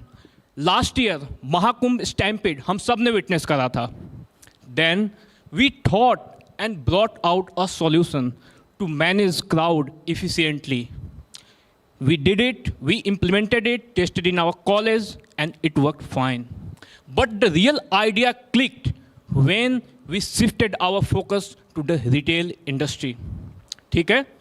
तो retail में problem ये है, you get the problem of shrinkage, customers damage your product, inefficient employees, and many other things. चलिए, let's come to the product. What is Kavach AI? Kavach AI makes the existing camera setup smarter. AI-powered mechanism के through it creates the passive cameras into active and real-time threat-proof. मान लो कि आपके पास एक retail store है, हर जगह कैमरे लगे हुए हैं. किसी भी इंसिडेंट में, for example, a customer is damaging A product, you get to know real-time notification. या फिर in case of abnormalities such as crowd formation or any mishappenings, ground security staff को real-time update मिल जाता है. ठीक है? तो how does it works? ये कैसे काम करता है? It takes in feeds from your existing cameras as well as some sensors which we installed. It's a one-step plug-and-play solution. After that, the model analyzes real-time feeds, and in case of any events जो कि हमने पहले ही install कर रखा होता है, it flags out and directly pushes the announcements or alerts to centralized dashboard where the security officer can see present as well as past activity in form of analytics graphs. India का जो AI CCTV market है, that is $5 billion. And the market which we are addressing in the next 2 years, it is going to be around $25 million. We have currently installed our system in our college, and to increase its accuracy for the real time, we are inputting the surveillance data into it. It is getting stronger day by day. देखो, India is getting developed, world is getting developed, but the security needs to cope up with it. और उसके लिए हम कुछ अलग नहीं कर सकते हैं. We cannot just start innovating on a different surveillance system. We need to build systems which are compatible with our existing solutions. So hence we propose Kavach AI to make India a safer place. This is the market data which I just told. And so चल आइए मिलकर भारत को सुरक्षित बनाएं. जय Hind. Thank you everyone. So now I would like to call Soumya to present her startup Kisan Drishti. Hello everyone, I'm Soumya Gupta, founder of Kisan Drishti, an agri-tech startup along with my teammate Swastik Gupta. In India, the backbone of our economy, our farmers, are still taking critical decisions based on guesswork, and that guesswork is expensive. India loses over 1.5 lakh crore worth of crops every year, while the number exceeds to $220 billion globally. Farmers often face challenges about how much water their crops actually need, how much fertilizer is optimal, or when the disease is about to hit. The result is low yields, high rising inputs, and massive but preventable crop losses. This isn't a farmer problem. It's the lack of accessible and actionable data. That's where Kisan Drishti comes in, IoT-powered AI intelligence farm monitoring system. We combine real-time IoT sensors, in-house built LLM based on Indian agriculture data sets, and computer vision for early crop disease detections. Kisan Drishti consists of 20 plus real-time parameters from electrical conductivity, soil pH, nutrient levels to microclimatic variations. We combine all this complex data and convert it into actionable decisions for farmers, not dashboards, but decisions. Like irrigate after 6 hours, reduce nitrogen levels by 20%, early crop disease detected, take these actions before the spread. Kisan Drishti is unique because we have designed our system for the farmer-first usability, not technical users. And we are not adapting global technology into India, but building the India-first agriculture intelligence system. Now, if we look at the market opportunity, India alone has 120 million farmers. Smartphone usage is increasing rapidly, and the demand for high productivity is higher than ever. That's why Kisan Drishti is not just a product. It's an opportunity to make a decision layer for the Indian agriculture system. We have already secured 2 grants from the government, built a 10-member interdisciplinary team, and as now we are nearing our MVP, we have our goals set to impact at least 1,000 farmers this year. Our business model consists of hardware as well as SaaS approaches, and we provide with an affordable sensor kit with a subscription-based advisory platform to the farmers. Our vision is to make farmers data-driven instead of guess-driven. From sowing to harvest, Kisan Drishti is a farmer's decision engine. We are not building a product. We are building a data infrastructure for agriculture. And this time, farmers won't be the last to be benefit from technology. They will be the first. Thank you. Now, we would like to call our peer startup founders from Project Tecto. All right, ladies and gentlemen, a very good afternoon. I'm Gaurang Pant, the founder and CEO of Project Tecto. Joining me on the stage are my co-founders, Ayush, who's also a CTO, Kavya, who leads our business, and Srishti, who designs our curriculum. You know what? I like to begin with a scenario. Imagine being a kid, curious about how technology works. But the very tools designed to teach you that assume one thing that you don't have: vision. Today, for over 90 million visually impaired children around the world, that's the exact problem. Coding, mathematics, computational thinking all rely on screens and visual interfaces. So for them, it's not just difficult, it's inaccessible by design. And when learning becomes inaccessible, opportunities become inaccessible. And that creates a wider economic gap. So, instead of trying to make screens more inclusive, we asked a different question. What if coding could be taught through touch and not by sight? And that's how Tecto was born. A system where you can build programs physically, like Braille meets Lego, where logic is no longer something that you need to imagine. It's something that you can touch and feel. Because inclusion shouldn't be an add-on. It's something that that should be built into the foundation. But how does it actually work? Ayush will tell you. Well, it's simple. So here's how a visually impaired person would use Tacto. He starts by picking up a block, reads the brain embedding using his fingers, and proceeds to arrange these blocks in a sequence where each block represents a concept. It can be a loop or a number. And all of these connects to a centralized reader grid that's placed underneath the surface. It converts the spatial arrangement of blocks into a textual sequence which gets outputted in a audio feedback, so the students can listen in live time what they are coding and debug the errors. When we combine all these systems together, it creates an ecosystem which pushes the visually impaired and other neurodivergent kids to learn new concepts, make errors, learn from it, and all by using their sense of touch.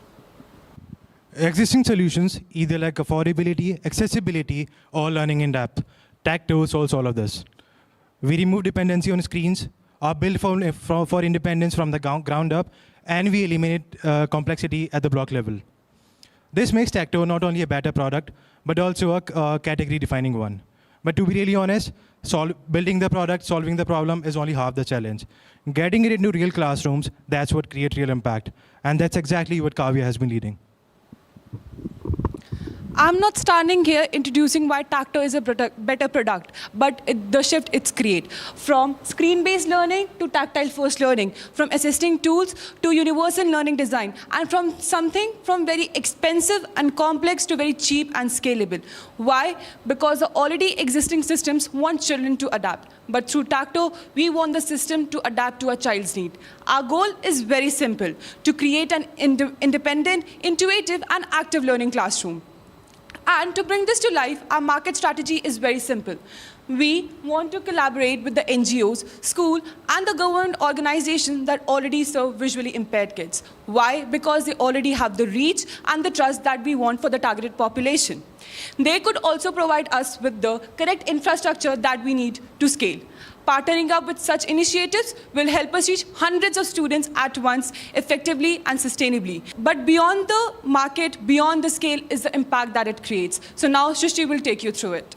We all have heard that education is accessible and inclusive. But is that really the case? For many visually impaired students, learning still relies on listening rather than experiencing. Concepts like coding and problem solving remain abstract. Ladies and gentlemen, that is exactly where Tacto comes in. It is inspired by constructionism, which is a strong belief that learning happens the best when students build things, experiment, and see the results for themselves.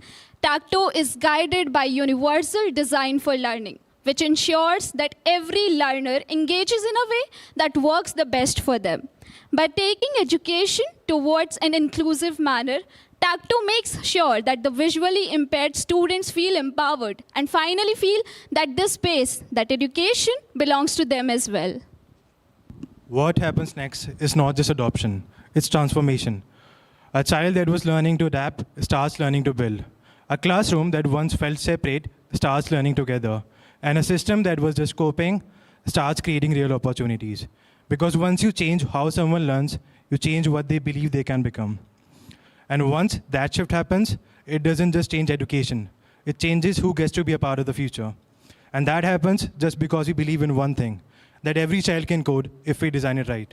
Thank you and have a nice day. Now I'd like to call a very talented duo, my partners from Tegurius. Good morning, everyone. So let me tell you a dream. Imagine a world where every single learner gets the opportunity that they deserve, the future that they deserve because of their knowledge, their potential, not because of the PIN code, right? That's what we are building here at TechCurious. Let me introduce to our team.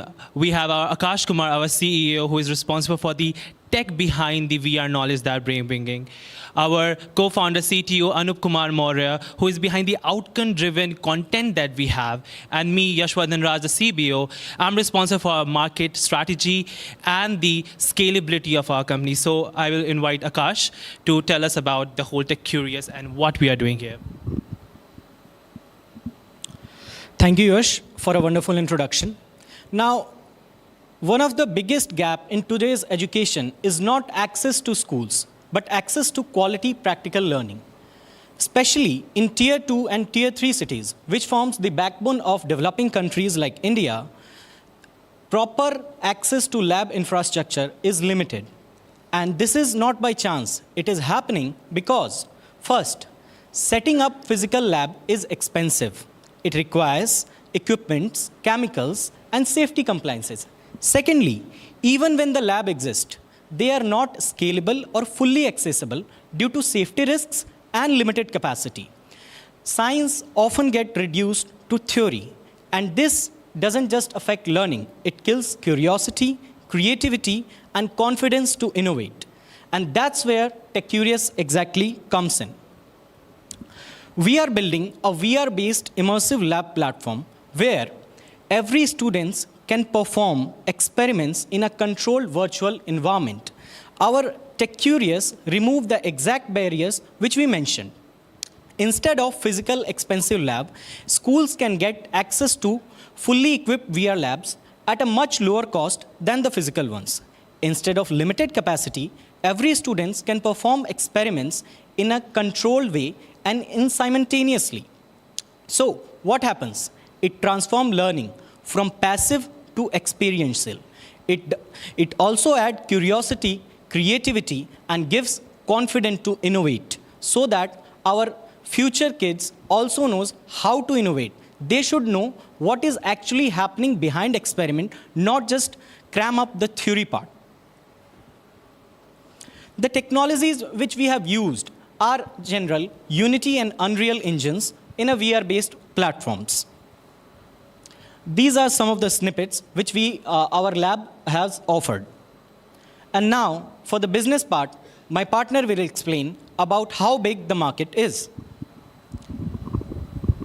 Thank you, Akash. So now you know what TechCurious is all about, but let me tell you how it works as a business. Right now, the VR in education industry values about $20 billion annually, and it's projected to grow to $80 billion annually in a decade, which means a compound annual growth rate is about 16 to 30%. In simple terms, the total addressable market sits around $20 to $31 billion, which means all of the market that we have is completely open for us. TechCurious has 1.5 million schools in India as their serviceable optimal market, which means all these schools are in dire need for us to come and help them to integrate the education with AI. Now, the question is that if the market is so big and the demand is so high, why the competitors are failing? Why there's no penetration? Because there are three different things that they are lacking at. First, the cost efficiency. Second, the scalability. And the third, which is very important, is the outcome-driven content. All of these parameters are being bridged by TechCurious altogether. We are bringing B2B service to education board, to libraries, and to the schools in Tier 2 and Tier 3 cities so that they can have the same level of education as us Tier 1 city students. Now, one thing that I have to tell you is that we are not a linear economy-based startup. We are a compound economy growth startup, which means that from year 1 to year 5, we are projecting about 3 to 5% growth annually so that our growth income would subside the same way as the growth of our addressable market right now. TechCurious is just not a startup. TechCurious is just not another company in this economy of India. It's basically revolutionizing the education system of India at its core. At the end of the day, talent is everyone, but opportunity should also be available. Thank you, everyone. Thank you so much to all these young innovators for presenting their wonderful ideas, and I think they all deserve a huge round of applause for the conviction with which they presented their ideas.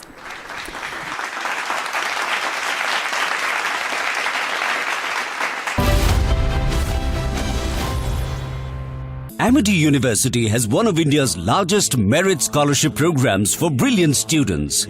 Over 9,000 students with 90% plus in their 12th boards are currently at Amity, benefiting from the culture of academic excellence and focus on research and innovation. To be with like-minded students who want to be successful, apply at amity.edu/scholarships. अरे ये debate बाहर की सोचे Vicky debate यानी विवाद भारत विवाद नहीं संवाद यानी कंस्ट्रक्टिव डिस्कशन, इसमें भरोसा लगता है। सच नरेट नहीं करना होता, नरेटिव को सच बनाना होता है। जब भी भगवे के ओर कोई कालिक दिखता है तो उसी स्याही से इतिहास लिखा जाता है।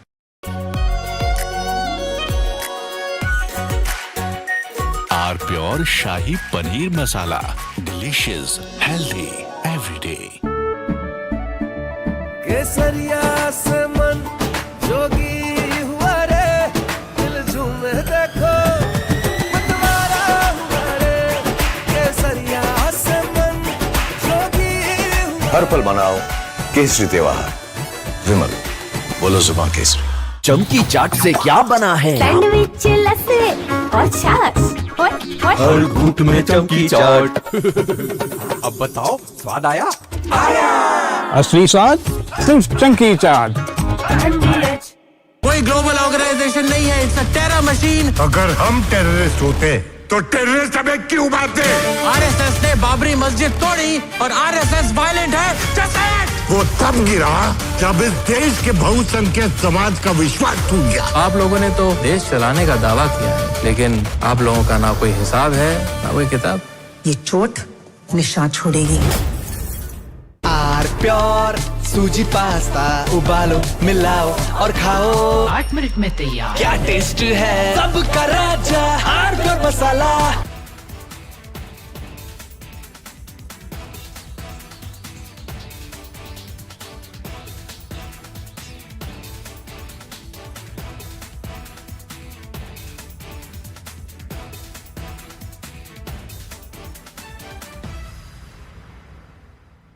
Build a team. That team will create many things. It will change Kerala. It will be a new era, a new Kerala. That is our target. In a major development in Kerala, Congress leader V.D. Satishan has been chosen as the new Chief Minister of the state. After days of intense speculation by the Congress High Command, V.D. Satishan has finally emerged as the face of the new government. Accordingly, the Congress President has held extensive discussions with the chairperson of the Congress Parliamentary Party, leader of the opposition in the Lok Sabha, the AICC observers who had met with the newly elected MLAs on May 7th, 2026, and many other leaders from the state, including MPs, former PCC presidents, have also been consulted. Based on all these discussions, it has been decided that Shri V.D. Satishan be appointed as the leader of the CLP. A veteran politician and a 5-time MLA of the Paravur Ernakulam district, V.D. Satishan is no stranger to Kerala's political scenes. Known for his sharp debating skills and strong organizational abilities, Satishan has steadily risen through the ranks over the last 3 decades. The Honorable High Command has made a very vibrant choice in announcing the Chief Minister of Kerala. For the past 5 years, as the opposition leader of Kerala, Sri V.D. Satishan, have led the battle and attained a huge victory against a 10-year LDF rule. Whatever issues have been raised inside and outside the assembly was always commendable.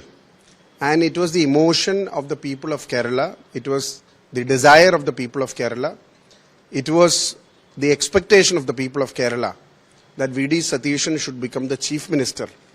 And the High Command has truly accepted that mandate of making him the Chief Minister. He was born in a modest family in Netur and entered active politics during his student days, where he made his name as a powerful orator. His consistent victories from the Paravur constituency showed his strong connect with the people.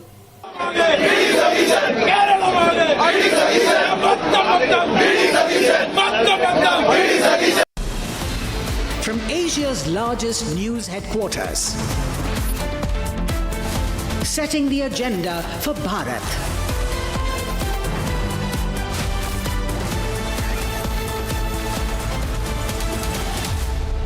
watching Republic.